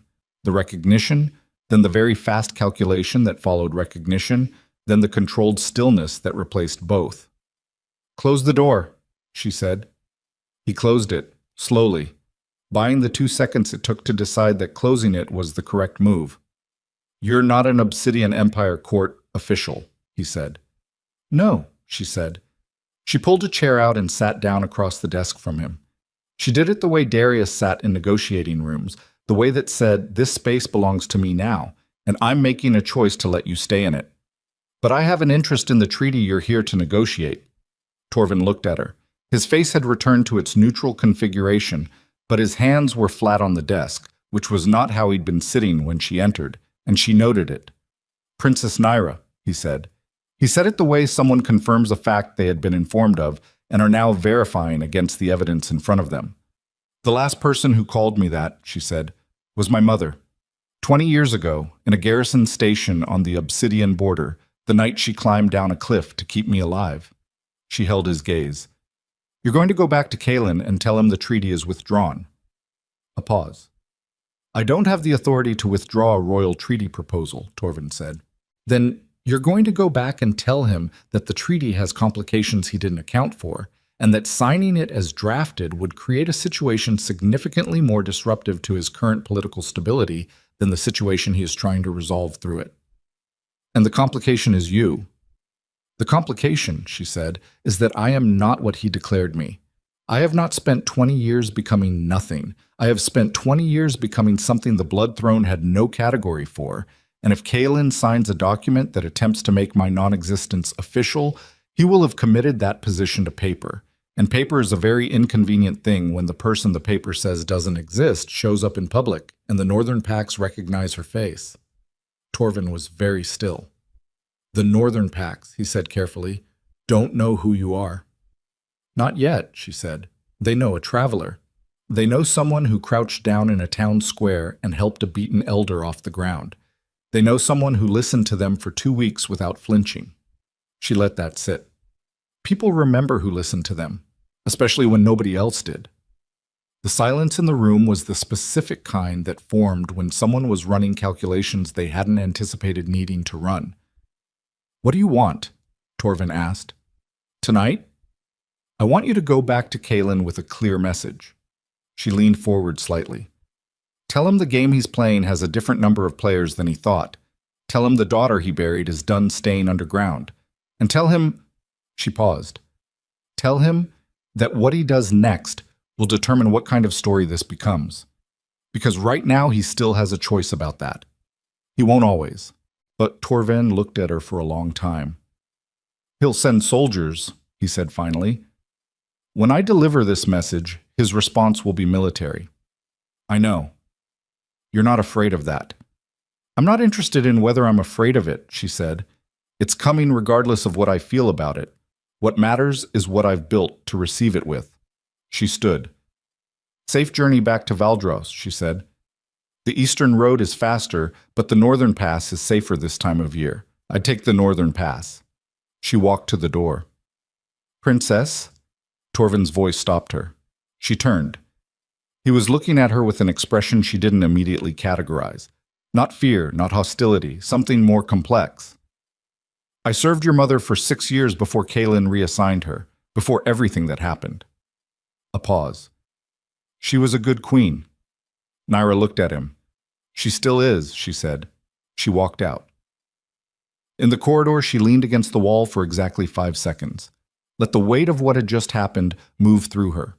Not suppressed, not managed, just felt.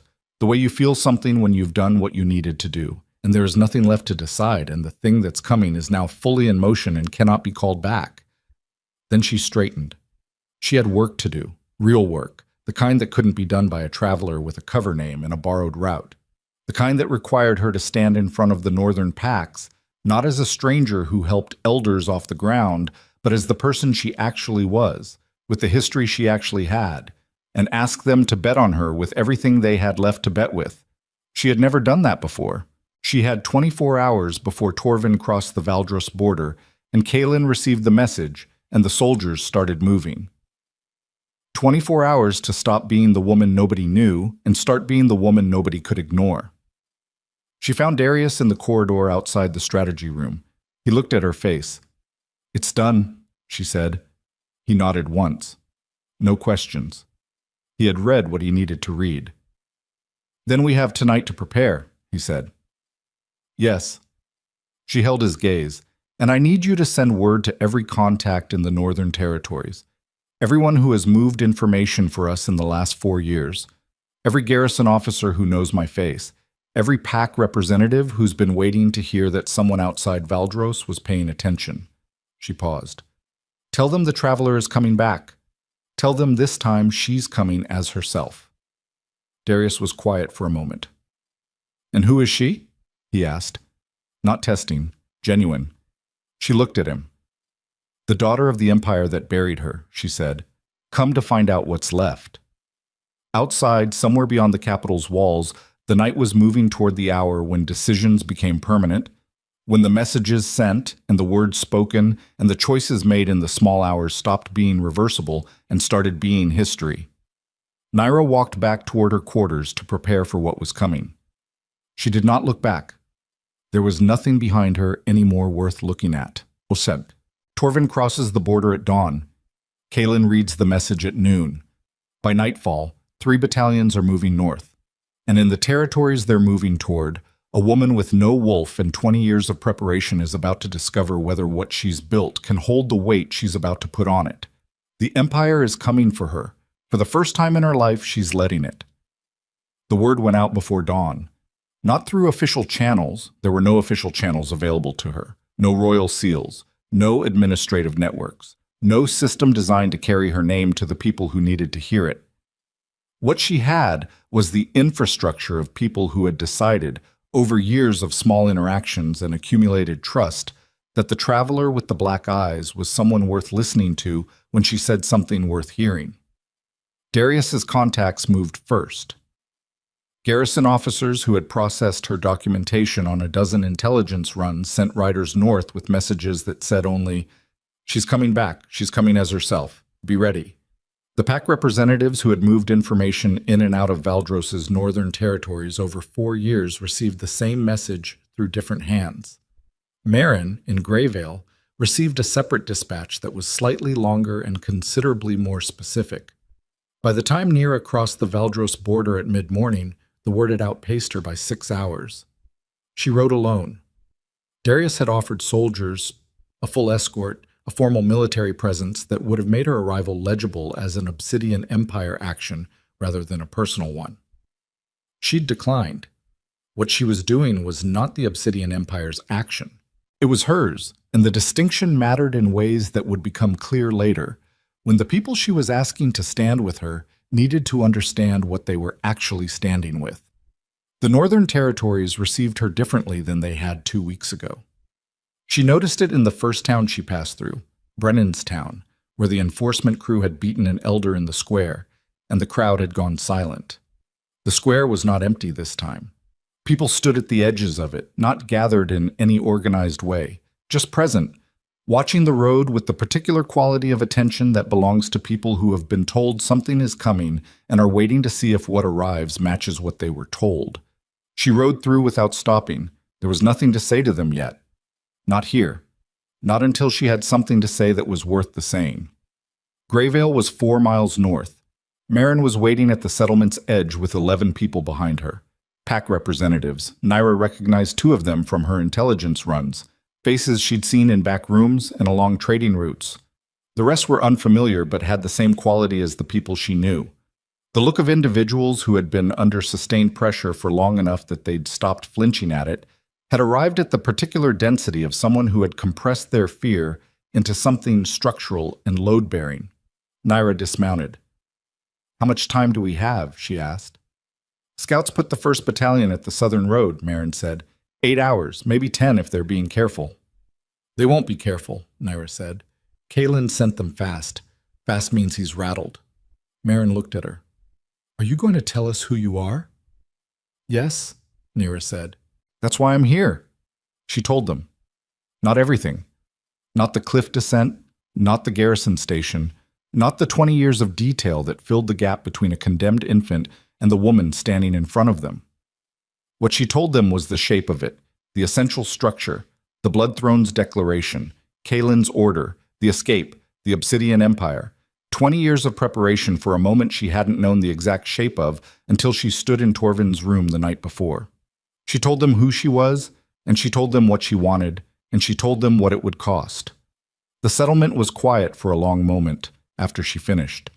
Then one of the pack representatives she didn't recognize, a woman in her 40s with a scar along her jaw from something old and significant, said, "The Blood Throne declared you wolfless." "Yes," Nira said, "and you're asking us to stand behind someone the throne rejected." "I'm asking you to decide whether the throne's declaration matters more than what you've seen with your own eyes. I'm not asking you to take it on faith. I'm asking you to look at what's been done to your packs for the last decade, and look at the woman standing in front of you who spent 2 weeks in your territories listening to it, and make your own assessment." The scarred woman looked at her for a long time. "What's the plan?" she asked. Nira told them that too. The battalions arrived not in 8 hours, but in 6. Kaelin had pushed them. That was its own information. A king who pushed 3 battalions hard across his own territory in winter was a king who felt the ground shifting under him and wanted to stop it before it became something he couldn't stop. The soldiers came up the southern road in formation, disciplined and cold-faced, their alpha commanders riding ahead with the particular confidence of men who had been told they were resolving a contained situation and had not yet encountered information that suggested otherwise. What they encountered at Greyvale's southern boundary was not a defensive line. It was Naira, standing alone in the road, no weapons drawn, no escort. The horse she'd ridden in on stood 30 feet back, loosely tethered, doing what horses do when their rider has walked away from them calmly and they have decided this is not an emergency situation. The lead battalion commander pulled his horse up 20 feet from her. He was a big man, alpha through every line of his posture, with a commander's insignia and the weathered look of someone who had run military operations in difficult terrain for long enough that difficulty had stopped registering as remarkable. He looked at her the way military commanders look at unexpected things in the middle of a road, not with surprise, but with the rapid assessment of someone whose job is to categorize unexpected things and respond appropriately. "You're blocking a royal military road," he said. "I am," Naira agreed. "Move aside." "No," she said. Her voice was even, not aggressive, just clear, the specific clarity of someone who has made a decision and is communicating it without decoration. "You have been sent to resolve a situation that doesn't exist the way Kaylin described it to you. What exists here is a territory of pack communities that have been systematically stripped of resources and legal recourse for a decade, and a battalion that is about to ride into those communities to enforce the interests of the people doing the stripping. I'm giving you the option to stop here and send a rider back for clarification before that becomes a permanent part of your record." The commander looked at her. Then he looked at the settlement behind her. Then he looked at the road on either side. He had good instincts. She watched him notice what she'd spent the last 6 hours arranging: the positions in the tree lines, the settlements visible on the hillsides, the specific absence of the empty, compliant landscape his orders had presumably led him to expect. "Who are you?" he said. "My name is Naira," she said. "My blood is Valdros. My training is obsidian. My business here is the Northern Packs, and I am not leaving this road." A pause. "I have orders," he said. "I know you do," she said. "I'm asking you whether the orders are worth what following them will cost. Not to me, to you, to every man behind you. Because what happens in the next 10 minutes will be the thing that defines what this campaign was, and you are the person who decides what it becomes." His jaw was tight. She watched him look at the road again, at the tree lines, at the hillsides. "Fall back 2 miles, he said, finally, over his shoulder. "Hold position." She held very still. "This isn't over," he told her. "No," she said. "It's not. But it's paused, and that's enough for now." He turned his horse. The battalion moved back. Naira turned and walked to her horse and allowed herself exactly 4 breaths to let the tension release from her body. The tension that had been there since she walked into the road, the absolute understanding that if she'd read the commander wrong, if his instinct for self-preservation had been weaker than his institutional loyalty, those 4 breaths would never have happened. She hadn't been certain. That was the truth of it. She had been as certain as the available information allowed her to be, and then she had walked into the road anyway, because certainty was a luxury that the situation had not offered, and she had stopped waiting for luxuries at about the age of 14. Marin was at the settlement boundary when she came back. "He pulled back," Marin said. She sounded like she was still processing it. "Temporarily," Naira said. "He'll send a rider to Kaylin. Kaylin will send new orders. We have a day, maybe 2, before the calculus changes." "What do we do with a day?" "We make it so that when the new orders arrive, the situation they were written to address no longer exists in the form they were written to address." She looked at Marin. "Who else can we reach in a day?" The answer was more than she'd expected. Word moved through the Northern Territories the way it moved through all tight-knit pack communities. Fast, carried on personal trust rather than official infrastructure, distorted in some places and clarified in others, but moving. By nightfall of the first day, representatives from 11 pack settlements had come to Greyvale. By the morning of the second, there were 19. Naira talked to all of them. Not speeches. She hated speeches. Speeches were what people gave when they wanted to be remembered for what they said rather than what they did. And she was not interested in being remembered for words. She sat in rooms with pack elders and representatives, and she listened first, always listened first. Let them tell her what their specific situation was, what they needed, what they'd tried, what had failed. Then she talked about what she'd seen in Valdros's administrative records, about the patterns she'd identified across territories, about what a coordinated response looked like versus the isolated complaints that had been failing individually for years. She did not tell them it would be safe. She told them it would be worth it, which was a different claim entirely, and she told them why she believed that, and she left the decision to them. By the second evening, 17 of the 19 settlements had committed. The 2nd Battalion arrived the next morning. It came differently than the 1st.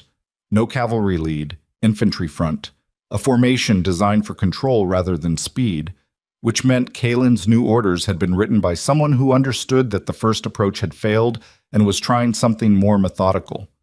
The commander of the 2nd Battalion was not the same man as the 1st.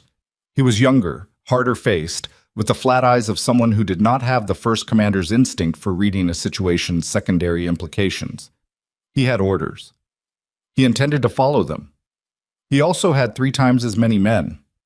Nira stood in the road again. Behind her this time was not an empty settlement. She had not staged it as a display. She had not arranged people for effect. What was behind her was simply what had accumulated over 2 days. 19 settlements worth of pack members who had made their own individual decisions about where they were standing and had stood there in the cold, because the alternative was to go back inside and wait for the situation to be resolved for them by people who had been resolving it against them for a decade. The 2nd commander looked at the road, looked at what was behind her, looked at his own formation. She watched the arithmetic happen in his face. "This is a legal assembly," he said.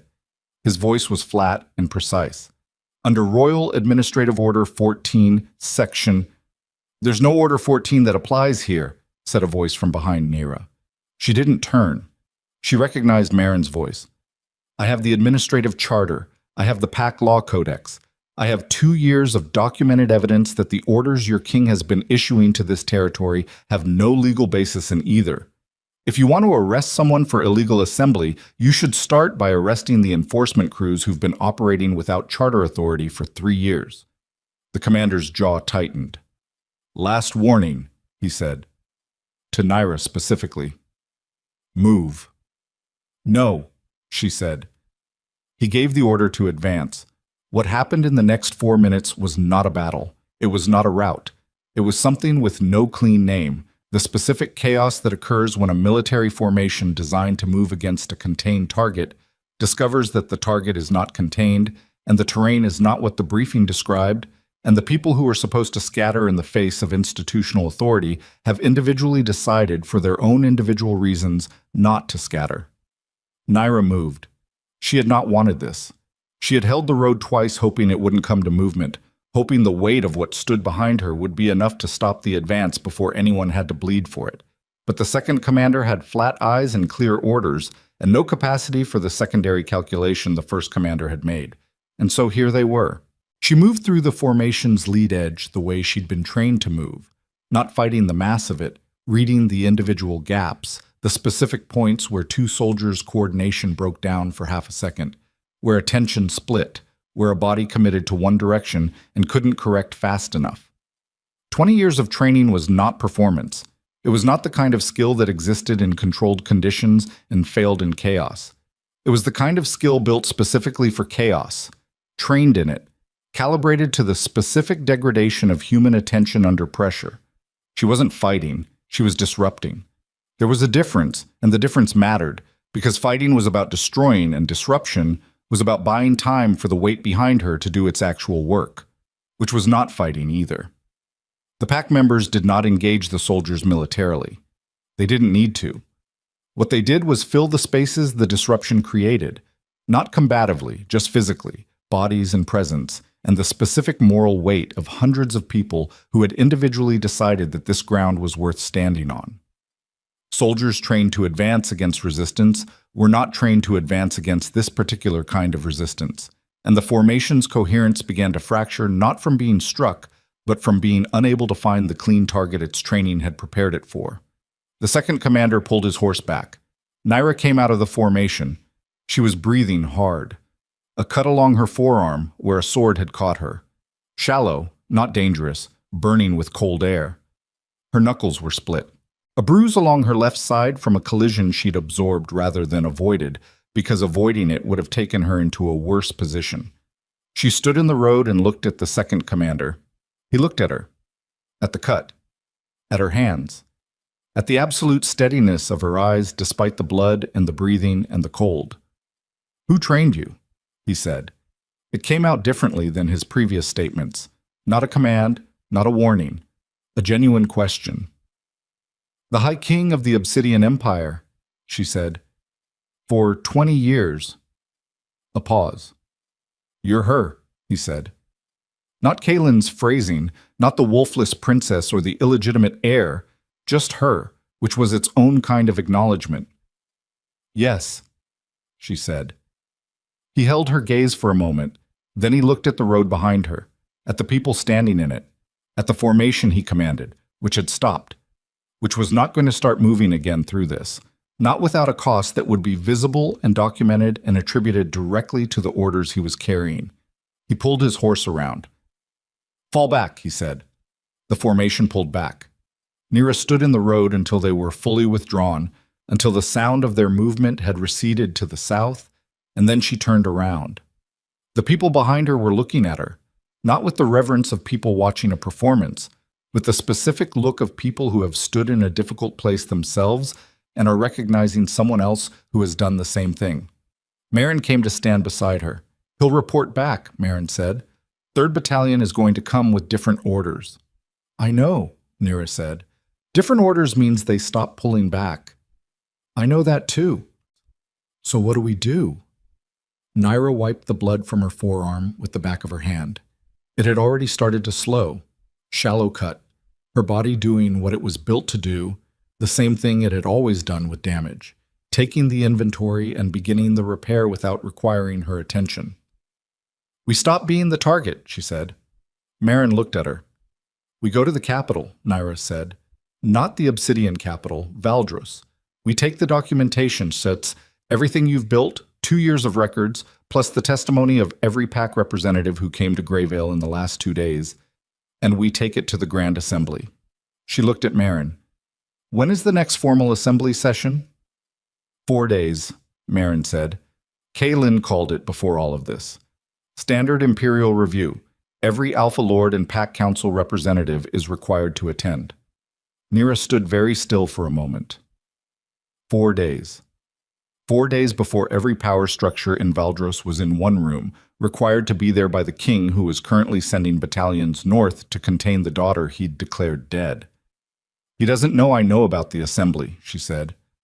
"He has no reason to think you do," Marin said carefully. "Your intelligence network in Valdros has been administrative. The assembly schedule isn't administrative. It's political. Different channels." Naira looked at the southern road where the 2nd Battalion had disappeared. The 3rd Battalion was coming. It would come with orders that removed the 2nd Commander's discretion, that made the cost of compliance lower than the cost of refusal. It would come, and it would move, and the ground she'd held for 2 days would not hold against it, unless she wasn't there when it arrived. Unless the target had moved somewhere the battalions couldn't follow without crossing a line that would cost Kaylin more than anything he was trying to protect. She looked at Marin. "Can you get me into the capital?" "Getting you in isn't the problem," Marin said slowly. "Getting you to the assembly chamber before Kaylin's people identify you and remove you from the building, that's the problem." "How long would I need once I'm in the chamber?" Marin looked at her. "You'd need to be recognized before you could be removed. Every Alpha Lord and Pack representative in Valdros in one room, looking at your face." A pause. "If they know who you are before Kaylin can shut it down, then the situation changes," Nira said. "Or you get arrested in front of every Alpha Lord and Pack representative in Valdros." "That also changes the situation," Naira said. "Different direction, still changed." Marin was quiet for a moment. "You understand," she said, "that if this goes wrong, there is no recovery from it. This isn't a tactical retreat. This isn't the road. You walk into that assembly chamber and it goes wrong. You are finished and everything we've built here is finished with you." "Yes," Naira said, "and you're going anyway." She looked at the southern road one more time. Then she looked at the people still standing behind her. The pack members who had stood in the cold for 2 days and held their ground with her and were now watching her with that specific look that she was still learning the name for. They had bet on her. With everything they had left to bet with, she was not going to spend that currency on half measures. "Get me to the capital," she said. "I'll do the rest." That night, in the settlement at Greyvale, she sat alone in the building that had held Marin's records for 2 years and looked at the documents she was carrying into the Valdros capital. 2 years of evidence, 19 settlements worth of testimony, the transfer order with her mother's identification number, and the service assignment that had reduced a former queen to kitchen labor. She looked at that page for a long time. Her mother was in that building. 4 days from now, Naira was going to walk into the grand assembly of the empire that had condemned her, in front of every alpha lord who owed his position to the king who had done the condemning, and she was going to make it impossible for the room to pretend it didn't know who she was. And somewhere in the palace's service quarters, her mother was going to feel it when that happened. Was going to hear the noise that a secret makes when it stops being a secret, when a room full of powerful people discovers that the thing they agreed to forget about has not forgotten about them. Naira folded the documents carefully. Outside, the settlement was quiet. The scouts she'd positioned at the southern road had reported nothing moving yet. The 3rd Battalion was still south of the 1st Battalion's fallback position, still being reorganized, still waiting for the orders that would make them different from the first two. She had 4 days. She had 19 settlements of people who had stood in a road with her. She had 2 years of documentation and a mother in a kitchen and a blood throne that had declared her nothing, and she was about to walk into the room where every person who had agreed with that declaration was sitting. She pressed her split knuckles against her thigh and felt the dull specific pain of it and let herself feel it. The way she let herself feel everything that was real. Not to be controlled by it, not to perform not being controlled by it, just to acknowledge that it was there and that she was still standing and that the distance between those two facts was the only thing that had ever actually mattered. She stood up. She had work to do. The road to the capital opened before her like a held breath. 4 days, and a grand assembly, and every alpha in Valdros in one room, and somewhere at the end of it, the moment when the daughter of the Empire's founding blood walked into the light and refused, for the first time in 20 years, to be invisible. The battalions were moving. She was already gone. She walks into that assembly chamber in 3 days. Every Alpha Lord in Valdros is in that room. Kalen is on his throne. The Blood Throne is behind him. And Naira is about to do the one thing nobody in that room has prepared for. Stand in front of all of them and be exactly who she is. What happens next doesn't just change Valdros. It changes everything. She entered the capital 3 days later on foot, through the market quarter. Marin's network had moved her south in stages. A trader's cart to the border of the central province, a pack family's home for one night, a merchant route into the city that used the same roads the enforcement crews traveled, which meant nobody was watching them for infiltration because nobody watched the roads that already belonged to them. The documents were in a satchel under a second layer of ordinary clothing. Her face was not covered. She had decided, somewhere on the road south, that covering her face was the wrong signal to send herself, that arriving hidden was arriving as someone who believed she should be hidden, and she had spent 20 years being hidden, and she was done with the posture of it. The capital of Valdros was larger than she'd expected, and exactly what she'd expected simultaneously. Large because all imperial capitals were large, built to impress the people arriving in them with the sheer scale of the power they were entering.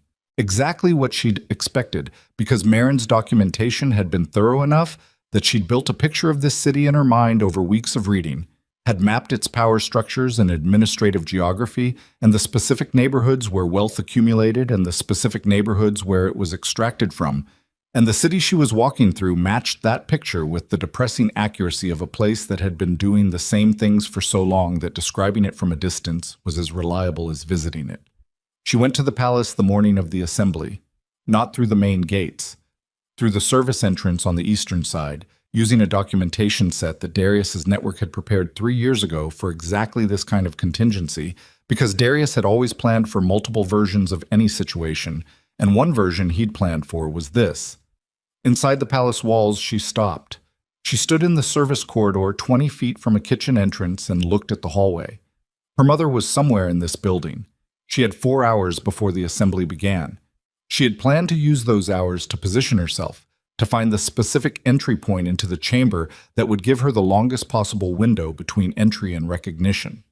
She had planned it in detail, the way she planned everything, and standing in this corridor she felt the plan and the other thing competing with each other, and she knew which one was going to win. She found a kitchen worker in the corridor outside the main kitchen and asked quietly where the supply staff took their morning breaks. The worker looked at her, looked at the documentation around her neck, pointed east without asking any questions, the way people in service positions learned not to ask questions they weren't paid to ask. The break room was small, functional, smelling of soap and cooking fat, and the particular exhaustion of people who started working before dawn. 3 women were sitting at the long table when she pushed the door open. One of them looked up. The other 2 were looking at their food. The third was looking at Naira, and Naira was looking back, and the room went very still in the specific way that rooms go still when something significant happens that everyone present can feel, but only 2 people understand. Her mother was 51 years old. She looked like what 20 years of sustained pressure looked like on a person who had refused to be destroyed by it. Not broken, not vacant, but carved down to something more essential than what she'd been at 30, the way sustained hardship sometimes does to people who decide that what it's taking from them is the expendable parts. She was thinner. Her hands, resting on the table, were the hands of someone doing physical work. Her hair, which had been dark in the painting Darius kept in his study, was streaked through with gray that she wore without any apparent concern for how it read. Her eyes were the same. Those steady, reading eyes that had looked at a physician in a birthing chamber and asked for the truth before she asked for anything else. Those eyes were doing what they always did, reading the room, reading Naira's face, doing the specific arithmetic of a woman who had spent 20 years keeping her own counsel and had become very good at processing significant information without letting it show immediately on her face. She was very good at it, but not good enough for this. Nothing could have been good enough for this. "Give us the room," she said to the other 2 women. Her voice was steady. They left without questions. Naira sat down across from her mother. They looked at each other. 20 years in the space between them. 20 years of Darius's study and garrison stations and northern pack settlements and cliff faces and documents and roads ridden in the dark.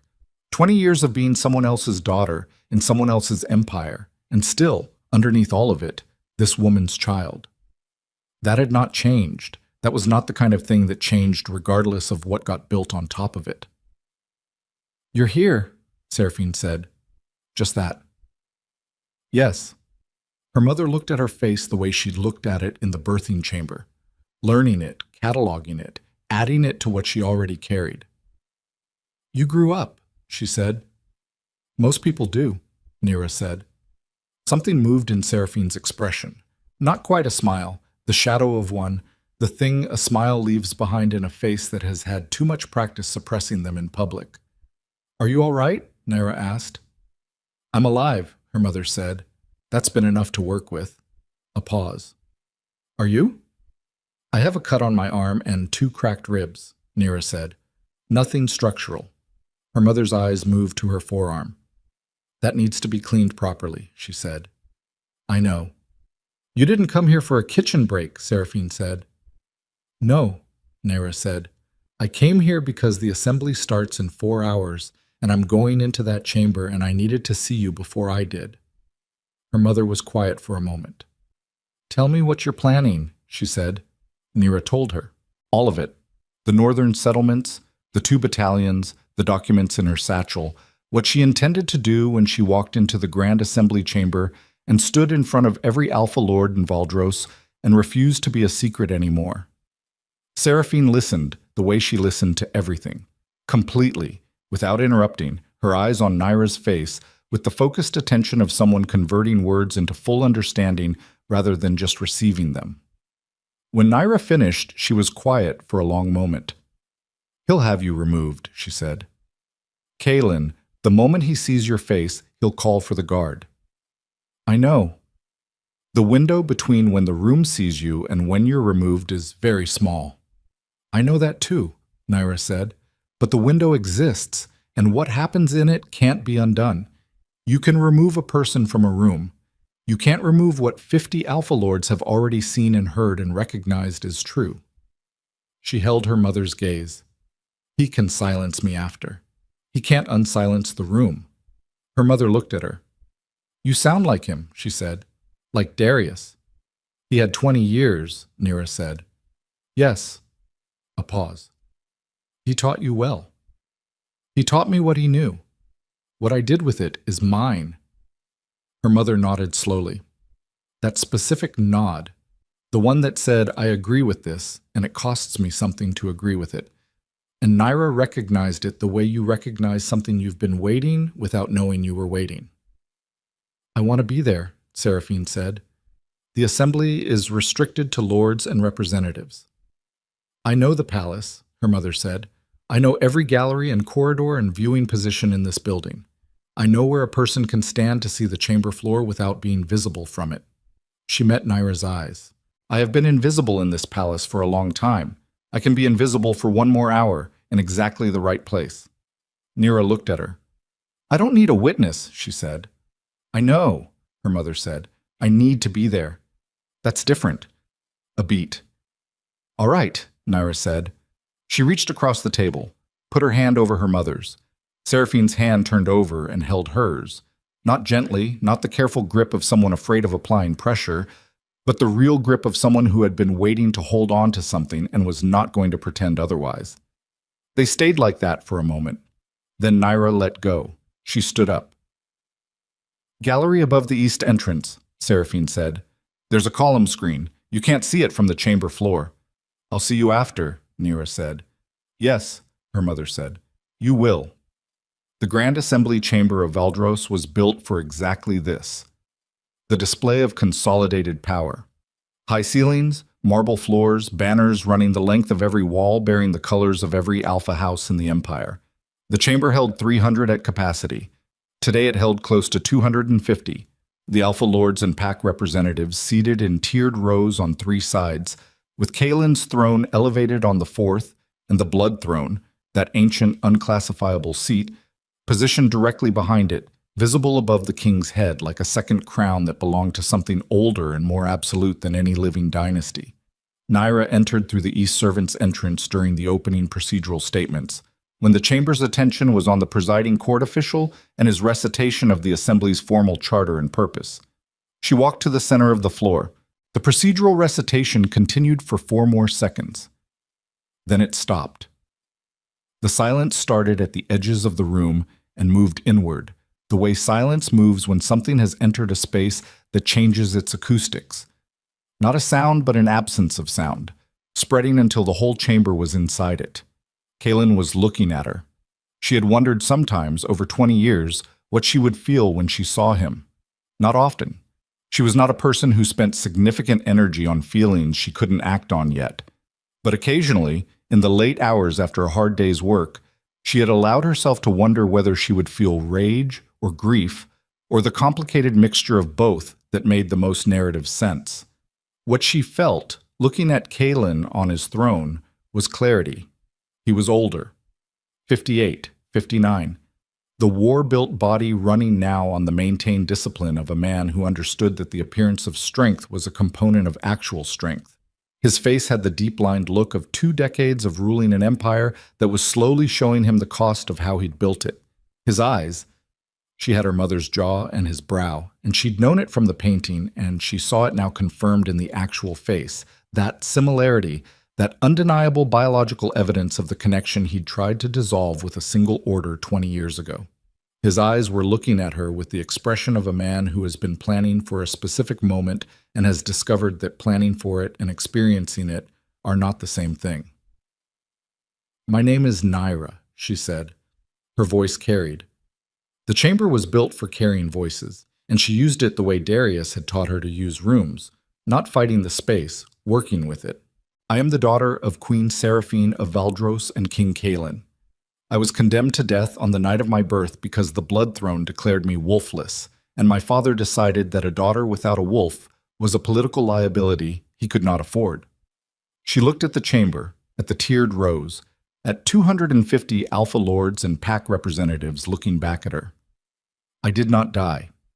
I was raised by High King Darius of the Obsidian Empire, and I have spent 20 years becoming someone the Blood Throne had no category for. The chamber erupted, not in one voice but in many. The specific noise of 250 people with different stakes and different histories and different responses to a piece of information that had just rearranged the architecture of everything they thought they understood about the current succession. Kalen's voice cut through it. "Remove her," he said, flat, controlled, the voice of a man who had prepared for this. The guard moved. Naira set the satchel on the floor and opened it and held the documents above her head. 2 years of documented evidence, she said, loud enough for the chamber to hear over the noise. Administrative records, pack testimony, enforcement incident logs from 19 northern settlements. Evidence of systematic extraction conducted against pack communities in the northern territories, under authorization that traces directly to Lady Varella's administrative office. She looked at the room. Every Alpha Lord in this chamber has a pack community in those territories. Every representative has constituents who appear in these records. The guard was 10 feet away. These documents exist in 3 additional copies, she said, outside Valdros, in the custody of people who have instructions for what to do with them if I am detained before this assembly has had the opportunity to review them. 5 feet. She lowered her arms. Let the guard take her. She did not resist. She stood straight and let them take the satchel. One of the 3 copies she'd said existed. All of them real, all of them already distributed. And she let them move her toward the chamber door. And as they moved her, she watched the room, watched the faces, watched the specific quality of 250 Alpha Lords, processing the information that had just been deposited in the middle of their formal assembly by a woman who should not exist, and who had documents they could not immediately dismiss. At the chamber door she turned. Kalen was standing. He had come down from the throne, which she hadn't expected, had expected him to manage it from the elevation, to maintain the optics of a king addressing a disruption rather than a father standing on the same level as the daughter he'd condemned.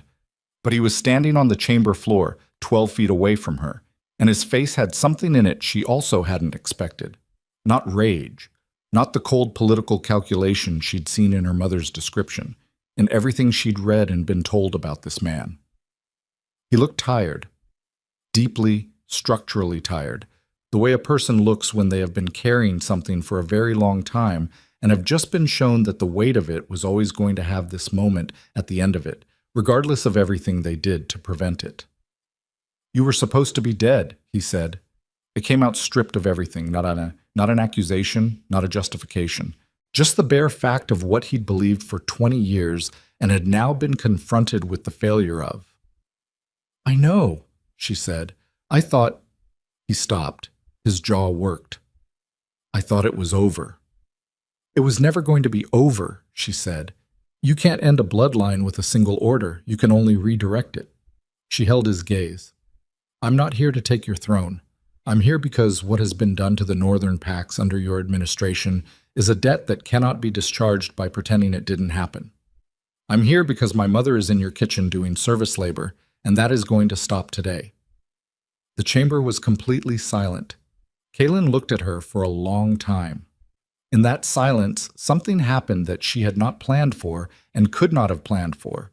The blood throne, behind the elevated platform, behind the throne Kalen had descended from, made a sound, not a crack, not the structural settling of an old stone seat, a resonance, deep and subsonic, the kind that moved through floors and walls and bodies rather than air, that was felt rather than heard. Every alpha in the room felt it.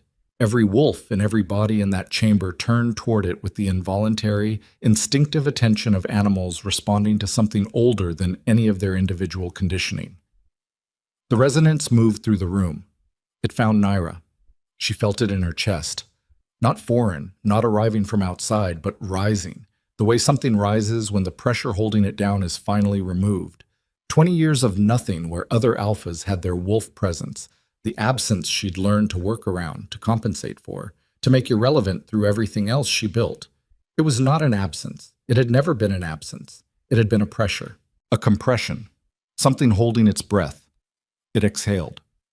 The imperial origin wolf, that ancient, pre-dynastic presence that the Blood Throne's naming system had never been built to recognize because it predated the naming system itself, rose through her like the tide coming in, like a slow, inevitable force that had been waiting for exactly this room and exactly this moment and exactly this woman who had taken 20 years to build the structure capable of holding it. Every alpha in the room went still. Not submission. She felt the distinction clearly. This was not the reflexive deference of lower wolves to higher wolves, not the rank hierarchy that pack politics ran on. It was recognition. The specific response of wolves to something that existed at a level below hierarchy, before hierarchy, in the place where the instinct for hierarchy itself had originally come from. The silence was absolute. Kalen was looking at her. His face had done something she was not prepared for. The tiredness was still there, but something had opened in it. Some last resistance giving way, the way old wood gives way when the thing it's been braced against is finally removed. He looked at her, and he looked at the throne behind him, and he looked at his hands, briefly. The hands of a man who had spent 40 years using them to build and destroy and build again. He sat down on the chamber floor, not on the throne, on the floor. An old man sitting down under the weight of a reckoning that had been 20 years in transit and had finally arrived. The guard holding Naira's arms let go. She walked back to the center of the chamber. She stood in front of her father sitting on the marble floor, in front of 250 Alpha Lords who were all, collectively, doing the specific arithmetic of powerful people who have just understood that the ground has shifted permanently beneath them and must now decide how to stand on the new configuration. "I'm not asking for forgiveness," she said. "I'm not here to give it either. Those are things that happen or don't happen over time, in the small hours between the people directly involved. They don't belong in a chamber." She looked at the room, at the rows of faces. "What belongs in a chamber is this. The Northern Pacts require restitution. Formal, documented, binding restitution for 3 years of unauthorized extraction and 2 years of systematic obstruction of their legal recourse. Lady Varella's administrative authority is revoked, effective today. The enforcement crews operating without charter authority are stood down." A pause. "The Assembly has the records. The Assembly has the authority to act on them. I'm asking you to use it." The presiding court official, who had been standing at the front of the chamber since the moment Naira entered it, holding his charter documents with the specific expression of a man who had prepared for many kinds of assemblies but not this particular kind, cleared his throat. "A motion of this nature," he said carefully, "requires a formal second from an assembly member before it can be entered into consideration." The scarred woman from Greyvale stood up. Naira hadn't known she was there. She looked at her, at the pack representative from the northern settlements who had asked the hard question in Marin's meeting room, and then stood in the road anyway, and felt something move through her chest that was not the wolf and not the tide, but something simpler and harder to name. "Seconded," the scarred woman said. The assembly voted. It took 4 hours. 4 hours of procedural argument and counter-argument, and the specific friction of institutional power being asked to hold itself accountable, which it resisted in the ways that institutions always resisted it. Not through explicit refusal, but through the accumulated weight of process, the deployment of procedural complexity as a kind of organizational immune response to change. Nira sat in the chamber and waited. She had been given a seat. Not the throne, a chair, an ordinary chair at the chamber's edge, which was exactly the right place for her to be at this moment. She was not trying to rule this room. She was trying to change what this room produced, and those were different projects requiring different positions. She watched the arguments. She watched Alpha Lords who had profited from the northern extraction argue that the documentation was insufficient. She watched the scarred woman and 3 other pack representatives counter with specific incident records. She watched Torvin, Kalen's senior court advisor, who had returned from the Obsidian Empire and delivered her message, and had apparently spent the days since doing his own private arithmetic about which side of this moment he wanted to be standing on. Sit in his designated seat and say nothing, which was its own kind of vote. She watched Kalen. He had been moved to a seat also. Not the throne. He hadn't returned to the throne, and nobody had pressed the point, because the room understood without being told that the man who had just sat down on the chamber floor in front of 250 witnesses was not the same man who had descended from the throne, and putting him back in the elevated seat would have required everyone to pretend not to understand that. He sat in his chair and watched the arguments with the expression of someone attending the adjudication of their own history. At one point, during a recess, he looked at her across the chamber. She looked back. He opened his mouth, closed it. The look on his face was the look of a man who has rehearsed something for years and discovered in the moment of delivery that none of the rehearsed versions were adequate for the actual conversation. "I am sorry," he said, simply, across the noise of the recess, without ceremony. She looked at him. "I know," she said. "That's not enough." "No," she said, "it's not, but it's accurate, and accuracy is more useful than a cover story." He looked at her for a moment, the specific look of a person hearing their own logic return to them, recognizing it, understanding what it means that the person returning it is the one they hurt. "You're very like your mother," he said. "I know that too," she said. The recess ended. The vote passed. Not unanimously. 11 Alpha Lords voted against, 6 abstained. But it passed, with formal notation in the Assembly record and binding procedural weight that made it actionable law rather than recommendation. The Northern Restitution. The revocation of Virella's administrative authority. The stand-down of the unauthorized enforcement crews. Virella herself was not in the chamber. She had not been required to attend. And Naira was told later by Marin that the woman had received word of the assembly outcome within an hour of the vote and had, with the specific survival instinct of someone who had spent 30 years reading the direction of power and moving with it, immediately begun the process of making herself as small and unimpeachable as possible. Celine had done the same. They were not gone. They were contained, which was not the same thing as justice, but was the thing that the mechanisms of the assembly could produce, and Naira had learned, over 20 years of watching Darius navigate the distance between ideal outcomes and achievable ones, that achievable outcomes were the ones worth building on. After the assembly, she found her mother in the gallery above the east entrance. Seraphine was standing at the column screen, exactly where she'd said she would be, and she had been there for 4 hours, which Naira discovered when she touched her mother's hands and found them cold through to the bone. "Come down," Naira said. "I heard all of it," her mother said. "I know. Come down." They descended together. In the corridor below the gallery, Seraphine stopped and turned and looked at her daughter. At 20 years of growth and training and hard-won competence, standing in a palace corridor in the body of a woman who had been condemned in this building before she drew her second breath, and something in her face finally, fully released. The careful control. The sustained compression of feeling that had been running for 20 years under the surface of every day she'd spent in this palace. It released, and she stood there in the corridor and let it, and Naira stood with her and did not say anything because there was nothing to say that would improve on standing there. After a while, her mother straightened. "Where do we go now?" Seraphine asked. Naira thought about it. "Wherever you want," she said. "That's the whole point. You get to go wherever you want now." Her mother looked at her. "I want to go home," she said. And the word carried more weight than a single syllable should reasonably carry. Home.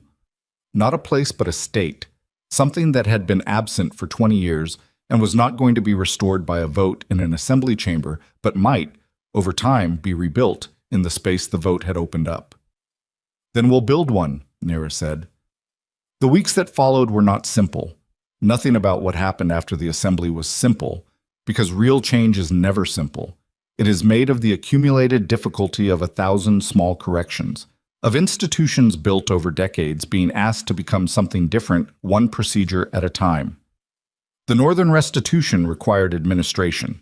The enforcement crews required formal disbanding and the documentation of each individual warrant.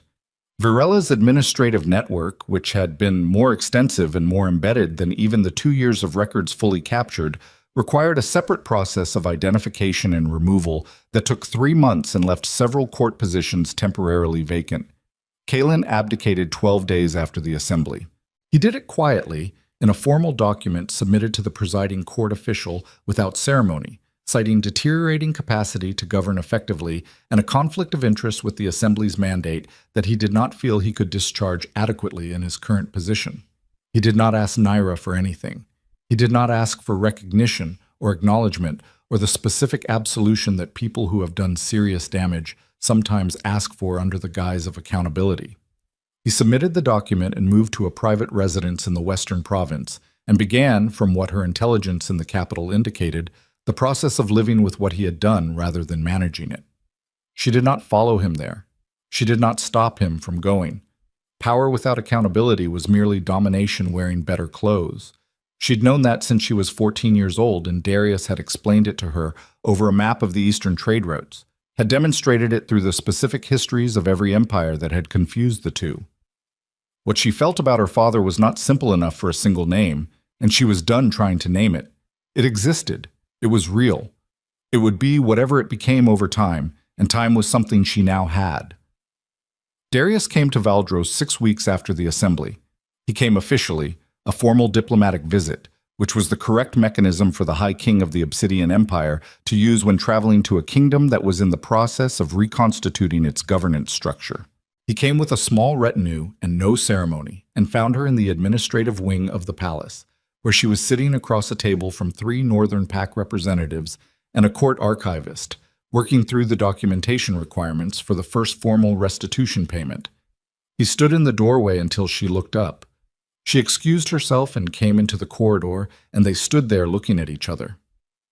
"You're running an empire," he said. "I'm running a restitution process," she said. "The empire part comes later." "Does it?" She looked at him. "Yes," she said.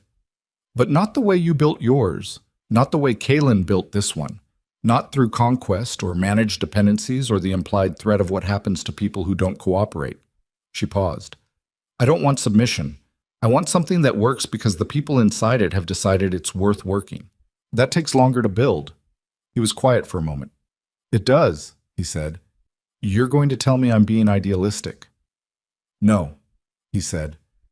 "I'm going to tell you I spent 30 years building something I thought was pragmatic and spent the last 6 weeks looking at what you did in 4 days and reconsidering my definitions." He met her eyes. "I'm going to tell you that you are the best thing I ever did, and that the correct word for that is not idealistic." She looked at him for a moment. "You should stay," she said. "Not to govern, to consult. The Obsidian Empire can spare you for a year." "A year," he said, as if this was an outrageous imposition. "You have good deputies," she said. "You've spent 20 years training good deputies specifically so that the Empire doesn't collapse when you travel." "I trained them for travel," he said. "Not a year." "Then train them better," she said.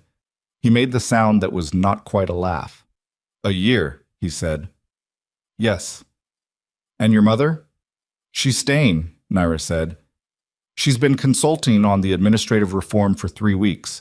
She knows every structural weakness in this palace's governance system because she watched Kalen exploit them for 11 years and spent the last 20 years thinking about what she would have done differently." A pause. "It turns out she has a lot of thoughts about what she would have done differently." "I imagine she does," Darius said. They stood in the corridor for a moment in the specific comfortable quiet of people who have known each other long enough that silence between them is not empty. "You're not afraid," he said. "Of what?"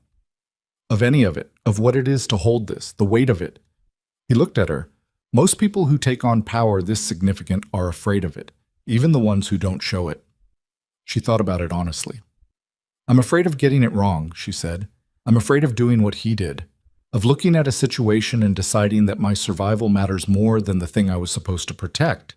I'm afraid of the moment where the math looks like it favors something I know is wrong, and I talk myself into it anyway." She looked at him. "But the fear of the power itself? No, I spent 20 years building the structure to hold it. I checked the foundations. I know what it's built on." He nodded. Then build well, he said. I intend to, she said. The morning came in through the palace windows with the particular quality of late-season light, clear and cold and very clean, the kind of light that made everything it touched look like it had been recently decided rather than long established. Naira stood at the window of what had been the receiving chamber and was becoming, with the help of 3 architects and her mother's very specific opinions about administrative efficiency, the new council room, a working space rather than a display space, built for people who needed to make decisions rather than for people who needed to be seen making them. Outside, the capital moved through its morning. Market sellers, pack members crossing the square, a group of northern representatives who had come down for the assembly and stayed to observe the restitution proceedings, walking together with the particular posture of people who had been told something was changing and were watching to see if the change was real. She watched them. She thought about the elder in the town square, on her first visit to Valdros, being beaten in the road while the crowd went silent around him. She thought about what she had felt standing in that crowd, the absolute controlled decision to hold still and build something adequate before she acted, instead of acting before the thing she built was ready to hold the weight of the action. That had been the right call. She still believed it, but it had cost something, holding still in that crowd. It had cost something real, and she had paid it, and the pain had not made it easier to look at. Power was not a clean thing. It was not clean to hold, and it was not clean to exercise, and it was not clean to build. It was a relationship between a person and their own capacity for choice, and choice always came with the specific moral weight of every alternative that didn't get chosen. She had known that at 14. She knew it now with the texture that only experience could add to knowledge. She turned from the window. Her mother was in the doorway with 2 cups and the expression of a woman who had spent 20 years in constrained circumstances and was still, daily, adjusting to the removal of those constraints, not taking it for granted, not treating it as given, but coming to it fresh each morning with a quality of attention that was its own kind of grace. She held out one of the cups. Naira took it. They stood at the window together. Below them, in the square, the northern representatives had stopped to talk to a market seller. Something in the exchange made one of them laugh. It was a small, ordinary sound, the kind of sound that required a certain minimum condition of safety to produce, that was, in its small way, evidence of something working. "It's not finished," Naira said. "No," her mother agreed. "It's going to take years." "Years," Seraphine said. "Yes. And it will go wrong in places. There will be things I get wrong. Decisions that look correct until they're not."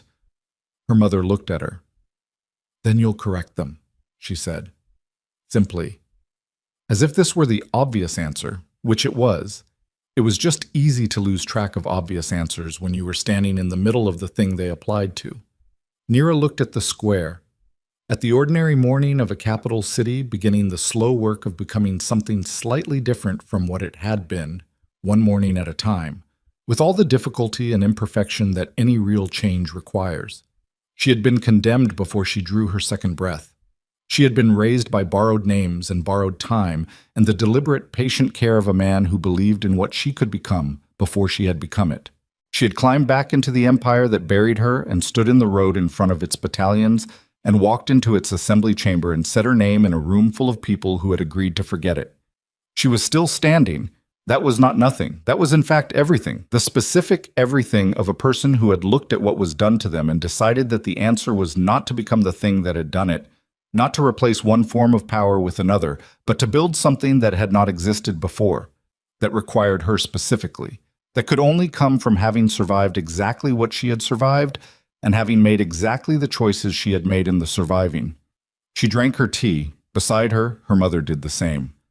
Outside, the morning continued, and the capital moved through it, and the work of the new empire, slow and difficult and real, had already begun. This is where the story ends.